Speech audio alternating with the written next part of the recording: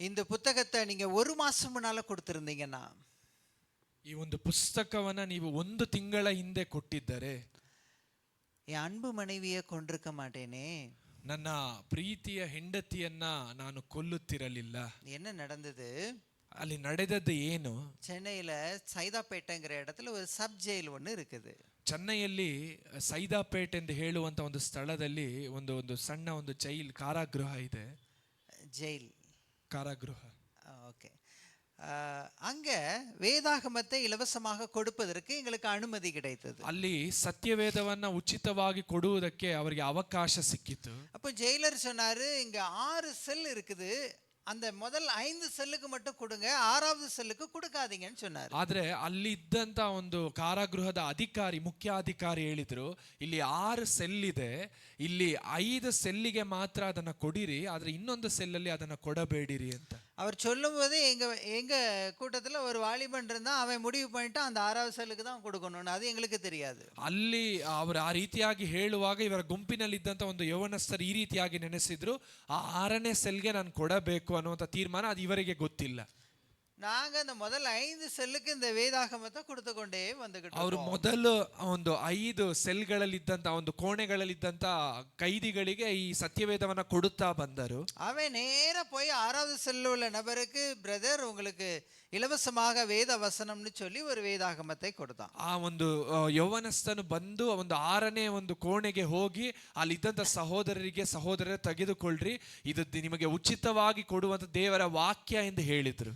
அதை வாங்கின அந்த மனுஷன் அந்த வேதாகமத்தை தூக்கி எரிஞ்சிட்டு பயங்கரமான சத்தத்துல கெட்ட வார்த்தைகளால் பேச ஆரம்பித்தார். ಅದನ್ನ ತೆಗೆದುಕೊಂಡಂತ ಆ ವ್ಯಕ್ತಿಯು ಆ ಸತ್ಯವೇದವನ್ನ ತೆಗೆದು ಬಿಸಾಡಿ ಒಂದು ಬಹಳ ಕೋಪದಿಂದ ಕೆಟ್ಟ ಮಾತಿನಿಂದ ಮಾತನಾಡೋದಕ್ಕೆ ಪ್ರಾರಂಭಿಸಿದರು. எங்களுக்கெல்லாம் வேத்து வடிய ஆரம்பிச்சிடுச்சு. ಇವರಿಗೆಲ್ಲ ಅಲ್ಲಿ ಒಂದು ಬೆವರು ನೀರು ಸುರಿಯುವುದಕ್ಕೆ ಪ್ರಾರಂಭವಾಯಿತು. அந்த வாலிபனை கூப்பிட்டு, அதுதான் அவர் 6வது செல்லு கொடுக்காதன்னு சொன்னார, பிறவியா அங்க போய் கொடுத்தேன்னு சொல்லி அவனை கூப்பிட்டு ஒரு சின்ன ஜெபம் பண்ணி முதல் 5 செல்லுக்கு மாத்திரம் கொடுத்தோம். ಅಲ್ಲಿ ಆ ಒಂದು ಯೌವನಸ್ಥರನ್ನ ಕರೆದು ಅವ್ರು ಹೇಳಿದ್ರಲ್ಲ, ಬರೀ 5 ಕೋಣೆಗಳಲ್ಲಿರುವವರಿಗೆ ಮಾತ್ರ ಕೊಡಬೇಕು ಅಂತ, ಯಾಕೆ ನೀವು ಹೋಗಿ ಆ ಒಂದು 6ನೇ ಒಂದು ಸೆಲ್ಲಲ್ಲಿರುವಂಥ ವ್ಯಕ್ತಿಗೆ ಅದನ್ನ ಕೊಟ್ರಿ ಎಂದು ಹೇಳಿ ಒಂದು ಚಿಕ್ಕ ಪ್ರಾರ್ಥನೆಯನ್ನ ಮಾಡಿ ಅಲ್ಲಿದ್ದಂಥ ಒಂದು 5 ಸೆಲ್ಗಳಿಗೆ ಆ ಒಂದು ಸತ್ಯವೇದವನ್ನ ಹಂಚಿದರು. ஆனாலும் 6வது செல்லை விட்டுட்டு வர்றதுக்கு மனசில்ல. ಆದ್ರೆ 6ನೇ ಒಂದು ಸೆಲ್ಲಲ್ಲಿರುವಂಥ ವ್ಯಕ್ತಿಯನ್ನ ಬಿಟ್ಟು ಬರುವುದಕ್ಕೆ ಮನಸ್ಸಿಲ್ಲ. ஆனா மறுபடி போய் அவன் கையில கொடுக்கிற அளவுக்கு எங்களுக்கு தைரியம் ಇಲ್ಲ. ಆದ್ರೆ ಪುನಃ ಹೋಗಿ ಆ ಒಂದು 6ನೇ ಸೆಲ್ಲಲ್ಲಿರುವಂತ ವ್ಯಕ್ತಿಗೆ ಆ ಸತ್ಯವೇದವನ್ನ ಕೊಡುವಂತ ಧೈರ್ಯವೂ ಇಲ್ಲ. அதனால அந்த 6வது செல் கதவு பக்கத்துல ஒரு வேதாகமத்தை அப்படியே வச்சுட்டு திரும்பி பார்க்காம வந்துட்டோம். ಆ ಒಂದು 6ನೇ ಸೆಲ್ ಬಳಿಯಲ್ಲಿ ದೇವರ ವಾಕ್ಯಗಳನ್ನ ಸತ್ಯವೇದವನ್ನ ಇಟ್ಟು ತಿರುಗಿ ನೋಡದೆ ಹಾಗೆ ಬಂದರು. அன்னைக்கு ராத்திரி எங்களுக்கு ஃபோன். ಆ ರಾತ್ರಿ ಒಂದು ಕರೆ ಬಂತು. ஜெயிலர் தான் ஃபோன் பண்ணாரு. ಆ ಒಂದು ಜೈಲು ಅಧಿಕಾರಿ ಕರೆ ಮಾಡಿದರು. அவர் சொன்னாரு, இன்னைக்கு யாரெல்லாம் வேதத்தை கொடுப்பதற்காக வந்தீங்களோ அத்தனை பேரும் நாளைக்கு காலையில 9 மணிக்கு சைதாப்பேட்டை சப் ஜெயில இருக்கணும்னு சொல்லிட்டாரு. ಆ ಒಂದು ಜೈಲು ಅಧಿಕಾರಿ ಹೇಳಿದ್ರು, ಯಾರೆಲ್ಲ ಇವತ್ತು ಸತ್ಯವೇದವನ್ನ ಕೊಡುವುದಕ್ಕಾಗಿ ಬಂದಿದ್ರೋ ನೀವೆಲ್ಲರೂ ಕೂಡ ನಾಳೆಯ ಬೆಳಗ್ಗೆ ಅದೇ ಜೈಲ್ ಬಳಿಯಲ್ಲಿ ನೀವು ಬರಬೇಕು ಎಂದು ಹೇಳಿದ್ರು. எதுக்குன்னு கேட்கறதுக்கு முன்னால மனுஷன் வச்சுட்டாரு. ಅವರು ಏಂತಕ್ಕೆ ಅಂತ ಕೇಳೋದಕ್ಕಿಂತ ಮುಂಚಿತವಾಗಿ ಆ ಕರೆಯನ್ನ ಇಟ್ಟು ಬಿಟ್ರು. எங்களுக்கு தூக்கமே வரல, ಅವ್ರ ನಿದ್ರೆಯೇ ಬರಲಿಲ್ಲ. எல்லாருக்கும் ஃபோன் பண்ணோம், ಎಲ್ಲರಿಗೂ ಕರೆ ಮಾಡಿದ್ರು. கண்டிப்பா நாளை காலையில 9 மணிக்கு நீங்க வரணும்னு சொல்லி ஃபோன் பண்ணோம். ಖಂಡಿತವಾಗಿಯೂ ನಾಳೆ ಬೆಳಗ್ಗೆ 9 ಗಂಟೆಗೆ ನೀವು ಬರಬೇಕು ಎಂದು ಕರೆ ಮಾಡಿದ್ರು. முக்கியமா அந்த வாலிப பையனுக்கு முக்கியமா கால் பண்ணோம், நீ தான் ரொம்ப முக்கியம், கண்டிப்பா வரணும்னு சொன்னோம். ಮುಖ್ಯವಾಗಿ ಆ ಯೌವನಸ್ಥನಿಗೆ ಕರೆ ಮಾಡಿ, ನೀನೇ ಬಹಳ ಮುಖ್ಯವಾದ ವ್ಯಕ್ತಿ, ಖಂಡಿತವಾಗಿಯೂ ಬರಬೇಕು ಎಂದು ಕರೆ ಮಾಡಿದ್ರು. 8:45க்குலாம் போயிட்டோம். 8:45ಗೆಲ್ಲ ಆ ಒಂದು ಜೈಲ್ ಬಳಿಯಲ್ಲಿ 9 மணிக்கு சரியா அந்த ஜெயிலர் வந்தாரு. 9 ಗಂಟೆಗೆ ಸರಿಯಾಗಿ ಆ ಒಂದು ಜೈಲ್ ಅಧಿಕಾರಿ ಬಂದರು. வந்த உடனே கேட்டாரு, எல்லாரும் வந்திருக்கீங்களான்னு கேட்டாரு. ಆ ಬಂದ ತಕ್ಷಣ ಕೇಳಿದ್ರು, ಎಲ್ಲರೂ ಬಂದಿದ್ದೀರಾ ಅಂತ. எங்களுக்கு கையெல்லாம் உதற ஆரம்பிச்சது. ಅದನ್ನ ಕೇಳಿದ ತಕ್ಷಣ ಕೈಯೆಲ್ಲ ಅಲ್ಲಾಡೋದಕ್ಕೆ ಪ್ರಾರಂಭವಾಯಿತು. சார் எதுவும் பிரச்சனையா அப்படின்னு கேட்டோம். ಸರ್ ಏನಾದ್ರೂ ಸಮಸ್ಯೆ ಆಗಿದೆಯಾ ಎಂದು ಕೇಳಿದ್ರು. என் பின்னால வாங்கன்னு சொல்லி வேகமா நடக்க ஆரம்பிச்சாரு. ನಾನು ಹಿಂದೆ ಬನ್ನಿರಿ ಎಂದು ಹೇಳಿ ಅವ್ರು ಬಹಳ ವೇಗವಾಗಿ ನಡೆಯೋದಕ್ಕೆ ಪ್ರಾರಂಭಿಸಿದರು. நாங்க கொஞ்சம் ஓடி ஓடி அவர் பின்னால போய் சார் எதுவும் ப்ராப்ளமான்னு ஓடி ஓடி போறோம். ಅವ್ರು ಸ್ವಲ್ಪ ಅವ್ರ ಹಿಂದೆ ಓಡಿ ಓಡಿ ಸರ್ ಏನಾದ್ರೂ ಪ್ರಾಬ್ಲಮ್ ಆಯ್ತಾ ಅಂತ ಅದನ್ನ ಕೇಳೋದಕ್ಕೆ ಹಿಂದಿಂದನೇ ಓಡುತ್ತಿದ್ದಾರೆ. நீங்க வாங்க பிரதர் அப்படின்னு அவர் பாட்டு வேகமா போறாரு. ಆ ಒಂದು ಜೈಲ್ ಅಧಿಕಾರಿ ಹೇಳಿದ್ರು, ಬ್ರದರ್ ನೀವು ಬನ್ನಿ ಅಂತ ಹೇಳಿ ಅವ್ರ ಪಾಡಿಗೆ ಅವರು ಬಹಳ ವೇಗವಾಗಿ ನಡೆಯೋದಕ್ಕೆ ಪ್ರಾರಂಭಿಸಿದರು. நேரா 6வது செல்லுக்கு எங்களை அழைச்சிட்டு ಅವರು ನೇರವಾಗಿ ಆ ಒಂದು 6ನೆಯ ಸೆಲ್ಗೆ ಕೋಣೆಯ ಬಳಿಗೆ ಅವ್ರನ್ನ ನಡೆಸಿದ್ರು. அங்க நுழைஞ்ச உடனே அங்க இருந்த மனுஷன் எங்களை பார்த்து கேட்ட கேள்வி, ಅಲ್ಲಿ ಹೋದ ತಕ್ಷಣ ಆ ಒಂದು 6ನೆಯ ಕೋಣೆಯಲ್ಲಿದ್ದಂತ ವ್ಯಕ್ತಿ ಅವರನ್ನ ನೋಡಿ ಕೇಳಿದ ಪ್ರಶ್ನೆ, பிரதர் இந்த புத்தகத்தை 1 மாசம் முன்னால கொடுத்திருந்தீங்கன்னா, ಈ ಒಂದು ಸತ್ಯವೇದವನ್ನ 1 ತಿಂಗಳ ಹಿಂದೆ ನನಗೆ ಕೊಟ್ಟಿದ್ದರೆ என் அன்பு மனைவியை கொண்டிருக்க மாட்டேனே, ನನ್ನ ಪ್ರೀತಿಯ ಸಹೋದರಿಯನ್ನ ನನ್ನ ಪ್ರೀತಿಯ ಹೆಂಡತಿಯನ್ನ ನಾನು ಕೊಂದಿರುತ್ತಿಲ್ಲ, ನಾನು ಕೊಲೆ ಮಾಡುತ್ತಿರಲಿಲ್ಲ. என்ன நடந்தது? ಏನ್ ನಡೆಯಿತು? எங்களுக்கு எப்படி தூக்கம் வராம கிடந்தோமோ அப்படிதான் அந்த மனுஷனும் அன்னைக்கு நைட்டு தூக்கம் வராம இருந்தான். ಇವರಿಗೆ ಹೇಗೆ ಆ ರಾತ್ರಿ ನಿದ್ರೆ ಬರದೇ ಇತ್ತು, ಅದೇ ರೀತಿಯಾಗಿ ಆ ವ್ಯಕ್ತಿಗೆ ಆ ರಾತ್ರಿಯಲ್ಲಿ ನಿದ್ರೆ ಬರದೇ ಇತ್ತು. இவன் தன் மனைவியின் நடத்தையிலே சந்தேகப்பட்டு அவளை அடித்து கொன்றதினால் அந்த ஜெயிலில் விசாரணை கைதியாக போடப்பட்டிருந்தான். ಈ ಒಂದು ವ್ಯಕ್ತಿ ತನ್ನ ಹೆಂಡತಿಯ ಒಂದು ನಡತೆಯನ್ನ ಅನುಮಾನಿಸಿ ಶಂಕಿಸಿ ಆಕೆಯನ್ನ ಹೊಡೆದು ಕೊಂದದರಿಂದ ಒಂದು ವಿಚಾರಣಾ ಕೈದಿಯಾಗಿ ಆ ಕಾರಾಗೃಹದಲ್ಲಿ ಬಂಧಿಸಲ್ಪಟ್ಟಿದ್ದರು. அவன் பெயர் இருளானந்தம். ಅವರ ಹೆಸರು ಬಂದು ಇರುಳಾನಂದಂ ಅಂತ. அவன் வந்த முதல் நாள்ல இருந்து மனைவியை கொன்னுட்டுமேன்னு கொஞ்சம் கூட he was not showing any remorse, அதாவது குற்ற உணர்வு அவனுக்கு இல்லவே இல்லையா. ಆ ವ್ಯಕ್ತಿಗೆ ತನ್ನ ಹೆಂಡತಿಯನ್ನ ಕೊಂದು ಬಂದ ನಂತರ ತನ್ನ ಹೆಂಡತಿಯನ್ನ ಕೊಂದಿದ್ದೇನಲ್ಲ ಅನ್ನುವಂತ ಒಂದು ಪಾಪ ಪ್ರಜ್ಞೆಯೂ ಕೂಡ ಆ ವ್ಯಕ್ತಿಗೆ ಇರಲಿಲ್ಲವಂತೆ. ரொம்ப முரட்டாட்டமான மனிதனா, ಬಹಳ ಒಂದು ಹೊರಟಾದಂತ ಒಂದು ಮನುಷ್ಯ, யார பார்த்தாலும் அடிப்பானா, ಯಾರನ್ನ ನೋಡಿದ್ರು ಹೊಡೆಯುತ್ತಿದ್ರು. அதனால அந்த ஜெயிலர் 6வது செல்ல அவனை மாத்திரம் போட்டு வச்சிருந்தான். ಆದ್ದರಿಂದಲೇ ಆ ಒಂದು ಜೈಲಾಧಿಕಾರಿಯು ಆ ವ್ಯಕ್ತಿಯನ್ನ ಮಾತ್ರ ಪ್ರತ್ಯೇಕವಾದ ಕೋಣೆಯಲ್ಲಿ ಬಂಧಿಸಿಟ್ಟಿದ್ರು. அன்னைக்கு ராத்திரி அவனுக்கு தூக்கம் வராதனாலே தன்னுடைய செல்லுல லாந்திக்கிட்டே இருந்தான். ಆ ಒಂದು ರಾತ್ರಿಯಲ್ಲಿ ಆ ವ್ಯಕ್ತಿಗೆ ನಿದ್ರೆ ಬರದೇ ಇದ್ರಿಂದ ಆ ಒಂದು ಜೈಲ್ ಸೆಲ್ ಒಳಗೆ ಹಾಗೆ ಓಡಾಡುತ್ತಿದ್ರಂತೆ. அப்போ அந்த கதவு பக்கத்துல நாங்க வச்சிட்டு வந்த அந்த வேதம் அவனுடைய கண்ணில பட்டது. ಆಗ ಆ ಒಂದು ಕೋಣೆಯ ಒಂದು ಬಾಗಿಲ ಬಳಿಯಲ್ಲಿ ಇಟ್ಟು ಬಂದಂತ ಈ ಸತ್ಯವೇದ ಆ ವ್ಯಕ್ತಿಯ ಕಣ್ಣಿಗೆ ಕಂಡು ಬಂತು. நமக்கு தான் ரொம்ப போர் அடிக்குது, சரி இதுலயாவது என்ன இருக்குன்னு வாசிப்போம்னு சொல்லி கதவு இடுக்கு வழியாக அந்த வேதத்தை எடுத்து அந்த தெரு விளக்கிலிருந்து வருகின்ற வெளிச்சத்திலே வாசிக்க ஆரம்பித்தார். ಆ ವ್ಯಕ್ತಿಯು ಸರಿ ನನ್ಗೆ ಒಂದ್ ಸ್ವಲ್ಪ ಬೋರ್ ಆಗ್ತಿದೆ, ಹೇಗಿದ್ರೆ ಈ ಪುಸ್ತಕವನ್ನ ಓದಿ ನೋಡೋಣ ಎಂದು ಹೇಳಿ ಆ ಒಂದು ಬಾಗಿಲಿನಿಂದ ಕೈ ಹಾಕಿ ಪುಸ್ತಕವನ್ನ ತೆಗೆದುಕೊಂಡು ಅಲ್ಲಿದ್ದಂತ ಒಂದು ದಾರಿ ದೀಪದಿಂದ ಅದನ್ನ ನೋಡಿ ಅದನ್ನ ಓದೋದಕ್ಕೆ ಪ್ರಾರಂಭಿಸಿದ. ವಾಸಿத்தது 1 ಕೊರಿಂಥಿಯರ್ 13ಾம் அதிகாரம். ಆ ವ್ಯಕ್ತಿ ಓದಿದ ದೇವರ ವಾಕ್ಯವು ಕೊರಿಂಥದವರಿಗೆ ಬರೆದ ಮೊದಲನೆಯ ಪತ್ರಿಕೆ 13ನೇ ಅಧ್ಯಾಯ. அன்பு நீடிய பொறுமையும் தயவும் உள்ளது, ಪ್ರೀತಿಯು ದೀರ್ಘ ಶಾಂತಿಯು ತಾಳ್ಮೆಯುಳ್ಳದ್ದು, அன்புக்கு பொறாமை இல்லை, அன்பு தன்னை புகழாது, ಪ್ರೀತಿಯು ಹೊಟ್ಟೆ ಕಿಚ್ಚು ಪಡುವುದಿಲ್ಲ, ತನ್ನನ್ನು ತಾನು ಹೊಗಳಿಕೊಳ್ಳುವುದಿಲ್ಲ, இருமாப்பை நாடாது, தற்பொழிவை நாடாது, வாசிக்கிட்டே வர்றான். ಆ ಒಂದು ಪ್ರೀತಿಯು ಕೆಟ್ಟದನ್ನ ಒಂದು ಆಶ್ವಾಸಿಸುವುದಿಲ್ಲ. ಈ ರೀತಿಯಾಗಿ ದೇವರ ವಾಕ್ಯವನ್ನು ಓದುತ್ತಾ ಬರುತ್ತಾರೆ. ஒரு வசனம் அவனை சம்மட்டியால் அடிச்சது போல அடிக்குது. ಆ ಒಂದು ವಾಕ್ಯ ಮಾತ್ರ ಒಂದು ಸುತ್ತಿಗೆಯಿಂದ ಒಡೆದಂತೆ ಆ ವ್ಯಕ್ತಿಯನ್ನ ಹೊಡೆಯಿತು. அன்பு சகலத்தையும் நம்பும், ಪ್ರೀತಿಯು ಸಕಲವನ್ನ ನಂಬುತ್ತದೆ. வார்த்தை வந்த மாத்திரத்துல, ಆ ಒಂದು ಮಾತು ವಾಕ್ಯ ಬಂದ ತಕ್ಷಣ இந்த அன்பு இல்லாததுனால தான் என் மனைவி மேல சந்தேகப்பட்டேன், ನಾನು ಪ್ರೀತಿ ಇಲ್ಲದೆ ಇದ್ದದರಿಂದ ನಾನು ನನ್ನ ಹೆಂಡತಿಯ ಮೇಲೆ ಸಂದೇಹ ಪಟ್ಟೆ, அன்பு இல்லாததுனால தான் நான் அவளை நம்பல, ಈ ಪ್ರೀತಿ ಇಲ್ಲದೆ ಇದ್ದದರಿಂದ ನಾನು ನನ್ನ ಹೆಂಡತಿಯನ್ನ ನಂಬಲಿಲ್ಲ, ஐயோ என் மனைவியை கொன்னுட்டேனேன்னு சொல்லி வேதத்தை மார்போடு அணைச்சு வச்சுக்கிட்டு சத்தமாக ஆள ஆரம்பித்தான். ಅಯ್ಯೋ ನನ್ನ ಹೆಂಡತಿಯನ್ನ ನಾನು ಕೊಂದು ಬಿಟ್ಟೆನಲ್ಲ ಎಂದು ಹೇಳಿ ಶಬ್ದವಾಗಿ ಅಳುವುದಕ್ಕೆ ಆ ವ್ಯಕ್ತಿ ಪ್ರಾರಂಭಿಸಿದ್ರಂತೆ. பக்கத்து செல்ல உள்ளவங்க எல்லாம் பாக்குறாங்க, ಪಕ್ಕದ ಒಂದು ಸೆಲ್ಲಲ್ಲಿ ಇರುವಂತವರೆಲ್ಲ ಅದನ್ನ ನೋಡುತ್ತಿದ್ದಾರೆ. கொலைகாரனாச்சே இவனா அழுறான், ಇವನು ಕೊಲೆಗಾರನಲ್ಲ, ಇವನ ಅಳುತ್ತಿದ್ದಾನೆ. கொலைகாரனா கண்ணுல கண்ணீர் வராதா என்ன? ಕೊಲೆಗಾರನು ಅಂದ್ರೆ ಅವನ ಕಣ್ಣಿನಲ್ಲಿ ಕಣ್ಣೀರು ಬರುವುದಿಲ್ವಾ? விஷயம் ஜெயிலருக்கு போச்சு. ಈ ಒಂದು ವಿಷಯ ಅಲ್ಲಿದ್ದಂತ ಜೈಲ್ ಅಧಿಕಾರಿಗೆ ಹೋಯಿತು. ஜெயிலர் எங்களுக்கு ஃபோன் பண்ணி அடுத்த நாள் வர சொன்னாரு. ಆ ಜೈಲ್ ಅಧಿಕಾರಿ ಅವರಿಗೆ ಕರೆ ಮಾಡಿ ಮುಂದಿನ ದಿವಸ ಬನ್ನಿ ಎಂದು ಹೇಳಿದರು. இன்னைக்கு அந்த இருளானந்தம் ಈ ದಿವಸ ಆ ಇರುಳಾನಂದಂ ಎಂದು ಹೇಳುವ ವ್ಯಕ್ತಿ புழல் ஜெயில்ல உள்ள கைதிகளுக்கு ஒரு பாஸ்டரா இருக்கிறார். ಆ ஹல்லேலூயா. ಒಂದು ಜೈಲಿನಲ್ಲಿರುವಂತ ಉಳಿದ ಎಲ್ಲ ಕೈದಿಗಳಿಗೆ ಅವರು ಒಂದು ಸಂದೇಶಕರಾಗಿದ್ದಾರೆ. ஒரு வேதாகமம், ಒಂದು ಸತ್ಯವೇದ. இப்படிப்பட்ட ஊழியத்தை தான் இந்த கிதியோன் இன்டர்நேஷனல் இந்தியா செய்துகிட்டு இருக்கோம். ಈ ರೀತಿಯಾದಂತ ಒಂದು ಸೇವೆಯನ್ನೇ ಗಿದಿಯೋನ್ ಇಂಟರ್ನ್ಯಾಷನಲ್ ಎಂದು ಹೇಳುವಂತ ಒಂದು ಸಂಸ್ಥೆ ಮಾಡುತ್ತಾ ಇದೆ. எங்கெல்லாம் ஸ்கூல்ஸ் இருக்குதோ, ಎಲ್ಲೆಲ್ಲ ಶಾಲೆಗಳಿದೆಯೋ, எங்கெல்லாம் காலேஜஸ் இருக்குதோ, ಎಲ್ಲೆಲ್ಲ ಕಾಲೇಜ್ ಇದೆಯೋ, எங்கெல்லாம் ஹோட்டல்ஸ் ஹாஸ்பிட்டல்ஸ் இருக்குதோ, ಎಲ್ಲೆಲ್ಲ ಹೋಟೆಲ್ಗಳು ಹಾಸ್ಪಿಟಲ್ಗಳಿದೆಯೋ, அங்கெல்லாம் சென்று அனுமதி பெற்று இலவசமாக இந்த வேதாகமத்தை கொடுத்து கொண்டு ಅಲ್ಲೆಲ್ಲ ಹೋಗಿ ಅನುಮತಿಯನ್ನ ಪಡೆದುಕೊಂಡು ಉಚಿತವಾಗಿ ಸತ್ಯವೇದವನ್ನ ಹಂಚುತ್ತಿದ್ದಾರೆ. ஏன் இப்படி செய்யறோம் தெரியுமா? ಇದನ್ನ ಯಾಕೆ ಮಾಡುತ್ತಾರೆ ಗೊತ್ತಾ? ஏசாயா 55:10-11 சொல்லுது. ಯೆಶಾಯನ ಪ್ರವಾದನ ಪುಸ್ತಕ 55ನೇ ಅಧ್ಯಾಯದ 10-11ನೇ ವಚನ ಹೇಳುತ್ತದೆ, மாரியும் உறைந்த மழையும் வானத்தில் இருந்து இறங்கி அவ்விடத்திற்கு திரும்பாமல் பூமியை நனைத்து அதில் முளை கிளம்பி விளையும்படி செய்து விதைக்கிறவனுக்கு விதையையும் புசிக்கிறவனுக்கு ஆகாரத்தையும் கொடுக்கிறது எப்படியோ அப்படியே என் வாயிலிருந்து புறப்படும் வசனமும் இருக்கும்.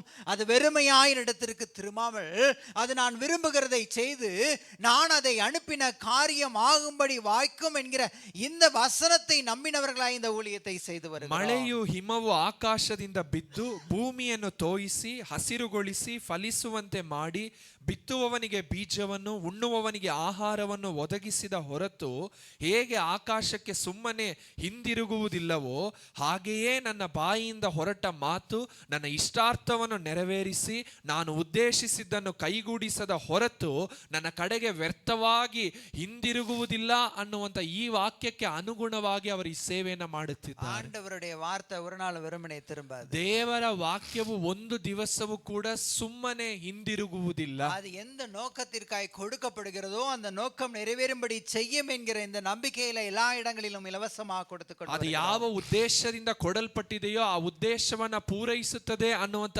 ನಂಬಿಕೆಯಿಂದ ಎಲ್ಲ ಸ್ಥಳಗಳಲ್ಲಿಯೂ ಸಾಗಿ ಈ ಒಂದು ಸತ್ಯವೇದವನ್ನ ಹಂಚುತ್ತಾ ಇದ್ದಾರೆ. 199 ನಾಡುகளிலே செயல்பட்டு கொண்டிருக்கிறோம். 199 ಒಂದು ದೇಶಗಳಲ್ಲಿ ಸೇವೆಯನ್ನ ಮಾಡುತ್ತಾ ಇದ್ದಾರೆ. 109 மொழிகளிலே வேதத்தை இலவசமாக அச்சடித்து கொடுத்து கொண்டிருக்கிறோம். 109 ಭಾಷೆಗಳಲ್ಲಿ ಸತ್ಯವೇದವನ್ನ ಮುದ್ರಿಸಿ ಉಚಿತವಾಗಿ ಹಂಚುತ್ತಿದ್ದಾರೆ. இந்திய மொழிகளிலே 25 இந்திய மொழிகளிலே வேதத்தை அச்சடித்து இலவசமாக கொடுத்து கொண்டிருக்கிறோம். ಭಾರತದ ಭಾಷೆಗಳಲ್ಲಿ 25 ಭಾಷೆಗಳಲ್ಲಿ ಸತ್ಯವೇದವನ್ನ ಮುದ್ರಿಸಿ ಅದನ್ನ ಹಂಚುತ್ತಾ ಇದ್ದಾರೆ. போன வருஷம் இந்தியாவுல மாத்திரம் 65 லட்சம் வேதாகமத்தை இலவசமாக கொடுக்க ஆண்டவர் கிருபை செய்தார். ಕಳೆದ ವರ್ಷ ಇಂಡಿಯಾದಲ್ಲಿ ಮಾತ್ರ 65 ಲಕ್ಷ ಸತ್ಯವೇದವನ್ನ ಉಚಿತವಾಗಿ ಕೊಡುವಂತೆ ದೇವರು ಕೃಪೆಯನ್ನ ಅನುಗ್ರಹಿಸಿದ್ದಾರೆ. 3 காரணங்களுக்காய் நாங்கள் ஒவ்வொரு சபைகளாய் சந்தித்து வருகிறோம். 3 ಕಾರಣಕ್ಕಾಗಿ ಅವರು ಒಂದೊಂದು ಸಭೆಯಾಗಿ ಸಂಧಿಸಿ ಬರುತ್ತಿದ್ದಾರೆ. ஒன்று, இந்த ஊழியத்துக்காக ஜெபிங்க.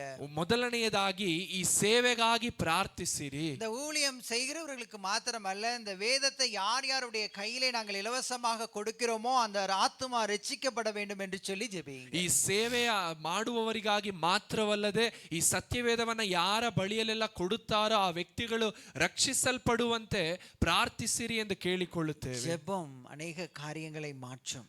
ಪ್ರಾರ್ಥನೆಯು ಅನೇಕ ಸಂಗತಿಗಳನ್ನ ಬದಲಾಯಿಸುತ್ತದೆ. ஒரு பம்பாயில ஒரு சீக்கியர் நடத்துகின்ற ஒரு பள்ளிக்கூடத்துல இந்த வேதத்தை கொடுப்பதற்கு ಅನುಮತಿ பெறுவதற்காய் போயிருந்தோம்.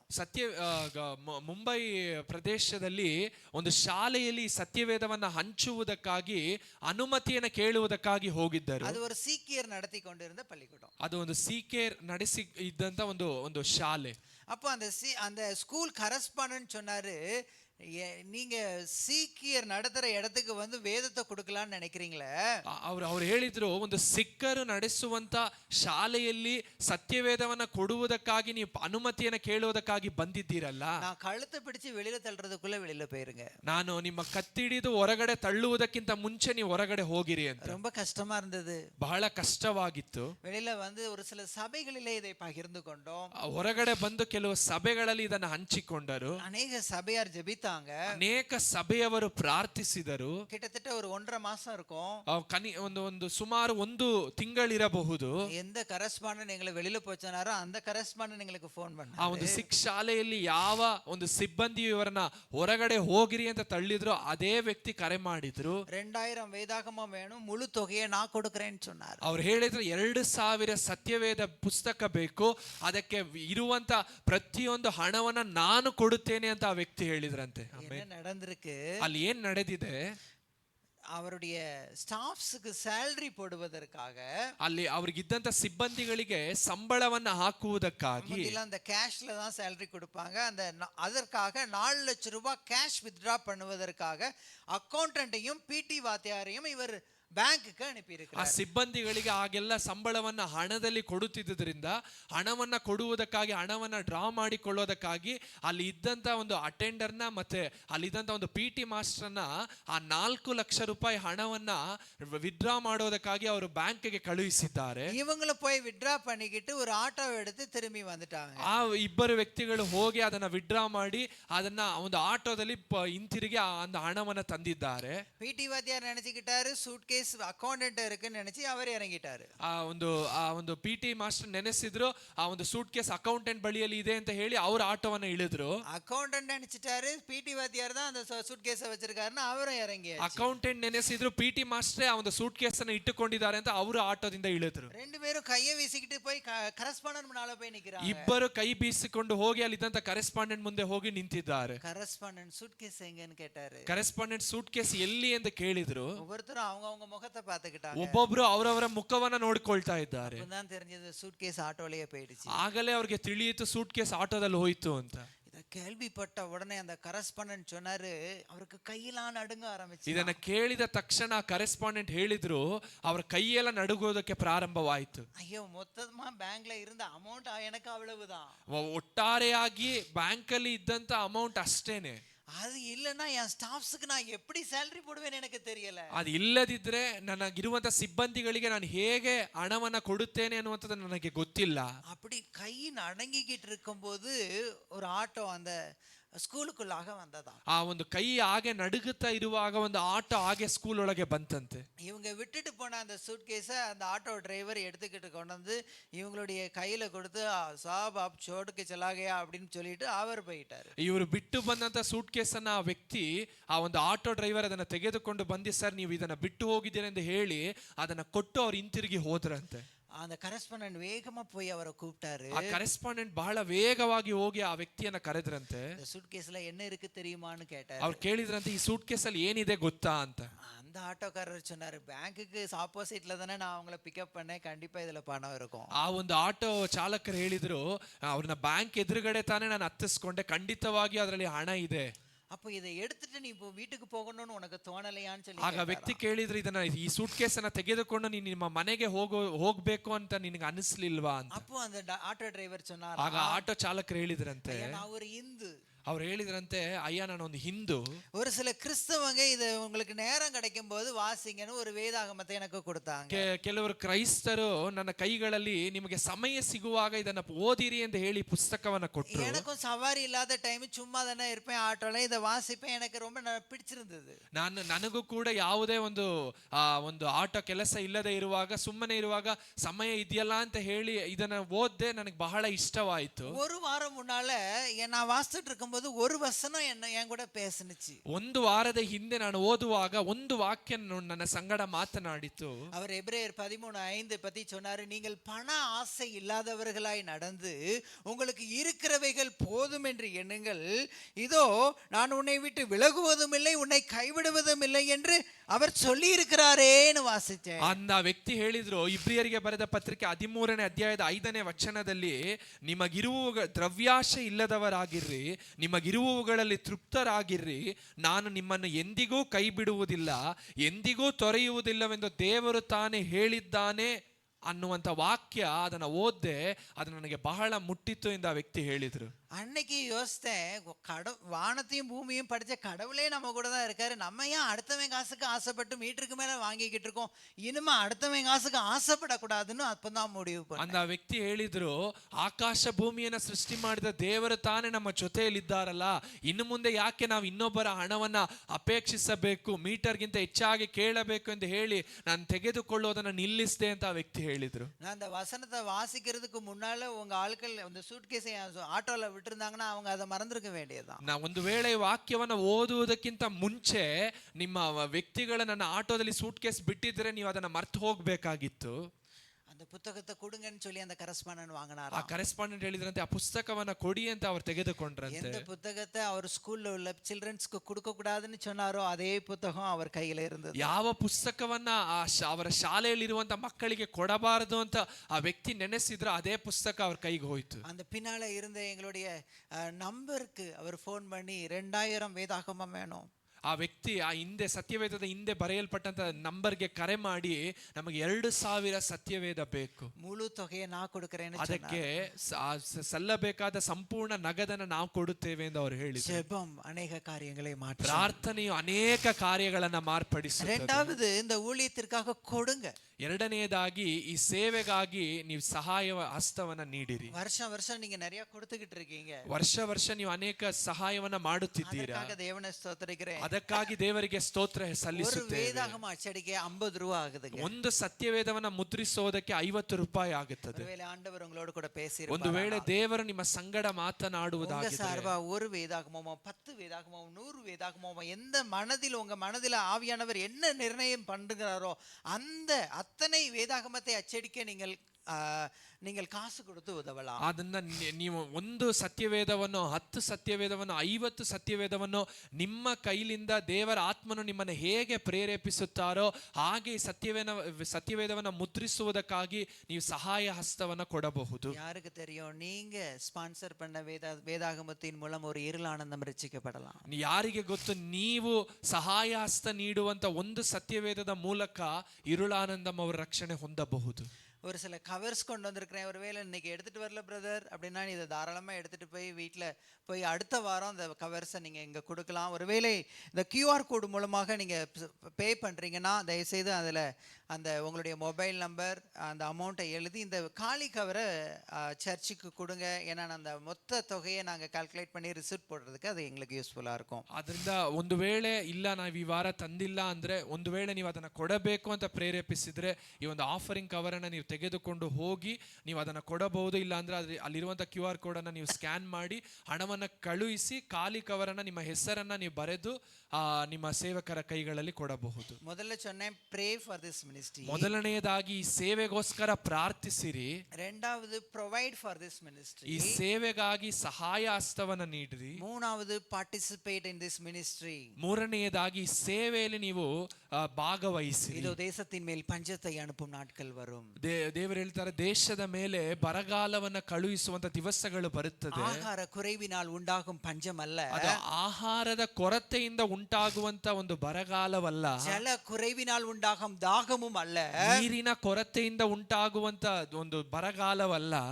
கர்த்தருடைய வசனம் கேட்க கிடையாத பஞ்சத்தை அனுப்புவேன் என்று கர்த்தராகிய ஆண்டவர் சொல்லுகிறார். அந்த ದೇವರ ವಾಕ್ಯಗಳನ್ನ ಕೇಳದ ಹಾಗೆ ಒಂದು ಬರವನ್ನ ಕಳುಹಿಸುತ್ತೇನೆಂದು ದೇವರಾದ ಕರ್ತನು ಹೇಳುತ್ತಾನೆಂದು ದೇವರ ವಚನದಲ್ಲಿ ನಾವು ನೋಡುತ್ತೇವೆ. அப்பொழுது கர்த்தருடைய வசனத்தை தேட ஒரு சமுத்திரம் தொடங்கி மறு சமுத்திரம் மட்டும் அந்த ದೇವರ ವಾಕ್ಯವನ್ನ ಹುಡುಕುವುದಕ್ಕಾಗಿ ಕಂಡುಕೊಳ್ಳುವುದಕ್ಕಾಗಿ ಒಂದು ಸಮುದ್ರವನ್ನ ದಾಟಿ ಇನ್ನೊಂದು ಸಮುದ್ರದವರೆಗೂ வட திசை தொடங்கி கீழ் திசை மட்டும் அதை தேடி திரிந்தும் அதை கிடைக்காமற் போகும் என்று வேதம் சொல்லுகிறது. ಒಂದು ದಿಕ್ಕಿನಿಂದ ಇನ್ನೊಂದು ದಿಕ್ಕಿನವರೆಗೆ ಅಲೆದು ತಿರುಗಾಡಿ ಅದನ್ನ ಸಿಕ್ಕದೆ ಹೋಗುತ್ತದೆ ಎಂದು ದೇವರ ವಾಕ್ಯ ಹೇಳುತ್ತದೆ. அப்பேற்பட்ட பஞ்சகாலம் ஏற்படுவதற்கு முன்பாக ಆ ರೀತಿಯಾದಂತ ಬರಗಾಲವು ಸಂಭವಿಸುವುದಕ್ಕಿಂತ ಮುಂಚಿತವಾಗಿ வேதாகமத்தை கொண்டு நிறைய பேர் கையில சேருங்க. ಈ ಒಂದು ಸತ್ಯವೇದವನ್ನ ತೆಗೆದುಕೊಂಡು ಅನೇಕರ ಕೈಗಳಲ್ಲಿ ಇದನ್ನ ಸೇರಿಸಿರಿ. எத்தனை பேர் உங்க கூட வேலை பார்க்கறவங்களுக்கு இந்த வேதாகமத்தை கொண்டு போய் கொடுத்திருக்கீங்க? ಎಷ್ಟು ಜನ ನಿಮ್ಮ ಜೊತೆಯಲ್ಲಿ ಕೆಲಸ ಮಾಡುವವರಿಗೆ ಸತ್ಯವೇದವನ್ನ ತೆಗೆದುಕೊಂಡು ಹೋಗಿ ಕೊಟ್ಟಿದ್ದೀರಾ? எத்தனை பேர் உங்க கூட படிக்கிறவங்களுக்கு இந்த வேதாகமத்தை கொண்டு போய் ಎಷ್ಟು ಜನ ನಿಮ್ಮ ಸಂಗಡ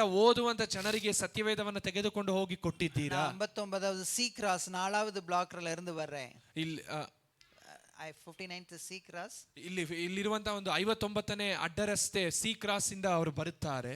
59வது சி கிராஸ்ல இந்த வேதாகமத்தை வாங்காத ஒரு குடும்பம் கூட கிடையாது. ಇಲ್ಲಿ 59th ಕ್ರಾಸ್ ಅಲ್ಲಿ ಈ ಒಂದು ಸತ್ಯವೇದವನ್ನ ತೆಗೆದುಕೊಳ್ಳದೆ ಇರುವಂತ ಒಂದು ಕುಟುಂಬವೂ ಇಲ್ಲ. நியூ இயர் வந்தது இல்லையா? ನ್ಯೂ ಇಯರ್ ಬಂತಲ್ಲ, கொஞ்சம் கேக் வாங்கினேன். ಸ್ವಲ್ಪ ಕೇಕ್ ಅನ್ನ ತೆಗೆದುಕೊಂಡ್ರು. யார் யார் என்ன பாஷை பேசுவாங்கன்னு தெரியாது, அதனால பல மொழிகள்ல கொஞ்சம் வேதாகமத்தை வாங்கி வச்சேன். ಯಾರ್ಯಾರು ಯಾವ ಭಾಷೆಯನ್ನ ಮಾತಾಡ್ತಾರೆ ಗೊತ್ತಿಲ್ಲ, ಆದ್ರಿಂದ ಅನೇಕ ಭಾಷೆಗಳಲ್ಲಿ ಸತ್ಯವೇದವನ್ನ ತೆಗೆದುಕೊಂಡ್ರು. ஒவ்வொரு வீடா ஏறி இறங்கி ஹாப்பி நியூ இயர்னு சொல்லி கேக்கோட சேர்த்து வேதாகமத்தையும் கொடுத்து ಒಂದೊಂದು ಮನೆಗೆ ಹೋಗಿ ಹ್ಯಾಪಿ ನ್ಯೂ ಇಯರ್ ಎಂದು ಹೇಳಿ ಆ ಒಂದು ಕೇಕ್ ಸಂಗಡ ಈ ಒಂದು ಸತ್ಯವೇದವನ್ನು ಕೊಟ್ಟರು. ஆண்டவருடைய வார்த்தை வெறுமனே திரும்பாத நம்புறீங்கன்னா நீங்களும் உங்க தெருவுக்கு எப்படியாவது இதை கொடுத்துருங்க. அந்த ದೇವರ ವಾಕ್ಯವು ಬರಿಗೈಯಲ್ಲಿ ಹಿಂತಿರುಗುವುದಿಲ್ಲ ಅನ್ನುವಂಥದ್ದನ್ನ ನೀವು ನಂಬುವುದಾದರೆ ಹೇಗಾದ್ರೂ ನಿಮ್ಮ ದಾರಿಯಲ್ಲಿ ಬೀದಿಯಲ್ಲಿರುವಂತ ಮನೆಗಳಿಗೂ ಈ ಸತ್ಯವೇದವನ್ನು ತಲುಪಿಸಿರಿ. Pray, provide, participate. ಅಂದ ಪ್ರಾರ್ಥಿಸಿರಿ, ಸಹಾಯ ಹಸ್ತವನ್ನ ನೀಡಿರಿ, ಮೂರನೆಯದಾಗಿ ಸೇವೆಯಲ್ಲಿ ಭಾಗವಹಿಸಿರಿ. இதுல மெம்பர் ஆகுறோம்னா 2100 ரூபாய் செலுத்தினா போதும் நீங்க மெம்பர் ஆயிரலாம். மெம்பரா இருக்கிறவங்களுக்கு வேற 20 ரூபாய்க்கு வேதாகமத்தை கொடுக்குறோம். உங்க கூட வேலை பார்க்கறவன், உங்க வீட்டுக்கு வர ஸ்விக்கி, சொமேட்டோ, நியூஸ் பேப்பர், பால்காரன் ஒருத்தன் விடாம அந்த வேதாகமத்தை கொடுத்துருங்க. ಅಂದ ಈ ಒಂದು ಸೇವೆಯಲ್ಲಿ ನೀವು ಒಂದು ವೇಳೆ ನೀವು ಮೆಂಬರ್ಶಿಪ್ ಅನ್ನು ತೆಗೆದುಕೊಳ್ಳೋದಾದ್ರೆ 2100 ರೂಪಾಯಿ ಆಗುತ್ತದೆ. ಅದನ್ನ ತೆಗೆದುಕೊಳ್ಳೋರಿಗೆ 20 ರೂಪಾಯಿ ಸತ್ಯವೇದವನ್ನ ಕೊಡುತ್ತಾರೆ. ಅದನ್ನ ನಿಮ್ಮ ಮನೆಗೆ ಬರುವಂತ ಸ್ವಿಗ್ಗಿ, ಝೊಮ್ಯಾಟೊ ಡೆಲಿವರಿ ಹುಡುಗರು ಇವರ ಬಳಿಯಲ್ಲಿ ಹೇಗಾದರೂ ಈ ಸತ್ಯವೇದವನ್ನ ತಲುಪಿಸಿರಿ. தலைகளை தாழ்த்தி ஜெபிக்கலாம். ನಾವೆಲ್ಲರೂ ನಮ್ಮ ತಲೆಗಳನ್ನು ತಗ್ಗಿಸಿ ಪ್ರಾರ್ಥಿಸೋಣ. எங்களை நேசிக்கிற நல்ல தகப்பனே, ನಮ್ಮನ್ನ ಪ್ರೀತಿಸುವಂತ ಒಳ್ಳೆಯ ತಂದೆಯೇ, ஒன்றும் இல்லாத நிலைமையிலே சகலத்தையும் ஒரு வார்த்தையினால் உண்டு பண்ணினீரே ராஜா. ಒಂದು ಇಲ್ಲದ ಒಂದು ಸ್ಥಳದಲ್ಲಿ ಸಕಲವನ್ನ ನಿಮ್ಮ ಮಾತಿನಿಂದ, ವಾಕ್ಯದಿಂದ ಉಂಟು ಮಾಡಿದರಲ್ಲ, அந்த வார்த்தைக்கு நேராய் வந்து நிற்கிறோம். ಈ ವಾಕ್ಯದ ಮುಂದೆ ನಾವು ಬಂದು ನಿಲ್ಲುತ್ತೇವೆ. உங்களுடைய சகல பிரஸ்தாபத்தை பார்க்கிலும் அது வார்த்தையை மகிமைப்படுத்தியிருக்கிறதே, அந்த மகிமையுள்ள வார்த்தைக்கு நேராய் வந்து நிற்கிறோம் ஆண்டவரே. ಸಕಲ ದೇವರ ಪ್ರಕಟಣೆಗಳಿಗಿಂತಲೂ ನಿಮ್ಮ ವಾಕ್ಯವನ್ನ ನೀವು ಮಹಿಮೆ ಪಡಿಸಿದ್ದೀರಲ್ಲ, ಆ ವಾಕ್ಯದ ಮುಂದೆ ನಾವು ಬಂದು ನಿಂತಿದ್ದೇವೆ. பேதுரு அப்போஸ்தலனை போல சொல்லுகிறோம், யாரிடம் செல்வோம் ஆண்டவரே? ಪೇತ್ರನ ಅಪೊಸ್ತಲರ ಹಾಗೆ ನಾವು ಹೇಳುತ್ತೇವೆ, ಯಾರ ಹಿಂದೆ ನಾವು ಹೋಗುತ್ತೇವೆ ದೇವರೇ? ಜೀವನುಳ್ಳ ದೇವனுடைய வசனம் உம்மிடத்தில் மாத்திரமே உண்டு ராஜா. ನಿತ್ಯ ಜೀವವನ್ನ ಕೊಡುವಂತ ವಾಕ್ಯಗಳು ನಿನ್ನ ಬಳಿಯಲ್ಲಿ ಮಾತ್ರ ಇದೆಯಲ್ಲ. அந்த ஜீவனுள்ள வார்த்தைகளை கேட்பதற்காக வந்து நிற்கிறோம். ಜೀವವುಳ್ಳ ವಾಕ್ಯಗಳನ್ನ ಕೇಳುವುದಕ್ಕಾಗಿ ನಾವು இந்த ಬಂದಿದ್ದೇವೆ. வார்த்தைகளை கொண்டு எங்களோடு பேசும். ಈ ವಾಕ್ಯಗಳನ್ನ ತೆಗೆದುಕೊಂಡು ನಮ್ಮೊಂದಿಗೆ இந்த ಮಾತನಾಡಿ, வார்த்தை என்கிற கண்ணாடி எங்களுடைய உள்ளான மனிதனை எங்களுக்கு காட்டுவதாக சொல்லி ಈ அர்ப்பணிக்கிறோம். ವಾಕ್ಯವೆಂಬ ಕನ್ನಡಿಯು ನಮ್ಮ ಒಳ ಮನುಷ್ಯನನ್ನ ತೋರಿಸಲಿ ಎಂದು ನಾವು ಪ್ರಾರ್ಥಿಸುತ್ತೇವೆ. கேட்டுட்டு அப்படியே போயிடக்கூடாது ராஜா. ದೇವರೇ, ನಾವು ಕೇಳಿ ಹಾಗೆಯೇ ಹೋಗಬಾರದು ಕರ್ತನೆ. ஆண்டவரே, வசனத்தை கேட்டு அதன்படி நடக்கின்ற, கற்பாறையின் மேல் தன் வீட்டை கட்டுகின்ற புத்தியுள்ள மகனாக மகளாக எங்கள் ஒவ்வொருவரையும் மாற்றும் என்று வசனத்துக்கு அர்ப்பணிக்கிறோம். ವಾಕ್ಯಗಳನ್ನ ಕೇಳಿ ಅಪ್ಪ, ವಾಕ್ಯವೆಂಬ ಬಂಡೆಯ ಮೇಲೆ ಮನೆಯನ್ನ ಕಟ್ಟಿದ ಬುದ್ಧಿವಂತನಿಗೆ ಸರಿಯಾಗಿ ಅಪ್ಪ ನಿಮ್ಮ ವಾಕ್ಯಕ್ಕೆ ಅನುಗುಣವಾಗಿ ನಾವು ನಡೆಯುವುದಕ್ಕೆ ನಮಗೆ ಸಹಾಯ ಮಾಡ್ರಿ. இயேசுவின் நாமத்தில் கேட்கிறோம் பிதாவே. ಯೇಸುವಿನ ನಾಮದಲ್ಲಿ ಪ್ರಾರ್ಥಿಸ್ತೇವೆ ತಂದೆಯೇ. ஆமென்.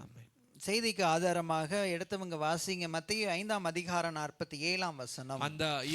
ಈ ಸಂದೇಶಕ್ಕೆ ಅನುಗುಣವಾಗಿ ಆಧಾರವಾಗಿ ಮತ್ತಾಯನ ಸುವಾರ್ತೆ 5ನೇ ಅಧ್ಯಾಯದ 47ನೇ ವಚನ. உங்கள் சகோதரரை மாத்திரம் வாழ்த்துவீர்களானால் நீங்கள் விசேஷித்து செய்கிறது என்ன? ನಿಮ್ಮ ಸಹೋದರರಿಗೆ ಮಾತ್ರ ನೀವು ಮರ್ಯಾದೆ ಕೊಟ್ಟರೆ ಏನು ಹೆಚ್ಚು ಮಾಡಿದ ಹಾಗಾಯಿತು. இன்னைக்கு இந்த செய்தியுடைய தலைப்பு, நீங்கள் விசேஷித்து செய்கிறது என்ன? ಈ ದಿವಸದ ಸಂದೇಶದ ಶೀರ್ಷಿಕೆಯು ನೀವು ವಿಶೇಷಿತವಾಗಿ ಮಾಡುವಂತ ಸಂಗತಿಗಳು ಏನು. What are you doing more than others? ನೀವು ಇತರರಿಗಿಂತ ಹೆಚ್ಚಾಗಿ ಏನನ್ನ ಮಾಡುತ್ತಿದ್ದೀರಾ? நாம் வழிபடுகின்ற, நாம் ஆராதிக்க நம்முடைய தேவன் விசேஷமானவர். எத்தனை பேர் நம்புறீங்க? ನಾವು ನಮಸ್ಕರಿಸುವಂತ, ನಾವು ಆರಾಧಿಸುವಂತ ದೇವರು ವಿಶೇಷವಾದವರು ಅನ್ನುವಂಥದ್ದನ್ನ ಎಷ್ಟು ಜನ ನಂಬುತ್ತೀರಾ? உபாகமம் 4ஆம் அதிகாரம் 7ஆம் வசனம் சொல்லுகிறது, நம்முடைய தேவனாகிய கர்த்தரை நாம் தொழுது கொள்ளும் போதெல்லாம் அவர் நமக்கு சமீபமாய் இருப்பது போல தம்முடைய தேவனை இவ்வளவு சமீபமாய் பெற்ற வேறே பெரிய ஜாதி எது? ಧರ್ಮೋಪದೇಶಕಾಂಡ ಪುಸ್ತಕ 4ನೇ ಅಧ್ಯಾಯದ 7ನೇ ವಚನ ಹೇಳುತ್ತದೆ, ನಾವು ನಮ್ಮ ದೇವರನ್ನ ಸೇವಿಸುವಂತೆ ದೇವರನ್ನ ಇಷ್ಟು ಹತ್ತಿರದಲ್ಲಿ ಪಡೆದುಕೊಂಡಂತ ಜನಾಂಗ ಯಾವುದು ಎಂಬುದಾಗಿ ವೇದಂ சொல்லுகிறது. ಸತ್ಯವೇದ ಹೇಳುತ್ತದೆ, ஆண்டவரை நாம் ஆராதிக்கும் போது, ದೇವರನ್ನ ನಾವು ಆರಾಧಿಸುವಾಗ, ஆண்டவரை நாம் தொழுது கொள்ளும் போது, ದೇವರನ್ನ ನಾವು ನಮಸ್ಕರಿಸುವಾಗ, வானத்தையும் பூமியையும் ಉಂಟು பண்ண ஆண்டவர் ನಮ್ಮ ಪಕ್ಕದಲ್ಲಿ வந்துறார். ಆಕಾಶವನ್ನ ಭೂಮಿಯನ್ನ ಸೃಷ್ಟಿಸಿದಂತ ದೇವರು ನಮ್ಮ ಪಕ್ಕದಲ್ಲಿ ಬರುತ್ತಾರೆ. ಅದ சொல்லிட்டு வேதம் ஒரு கேள்வி கேக்குது.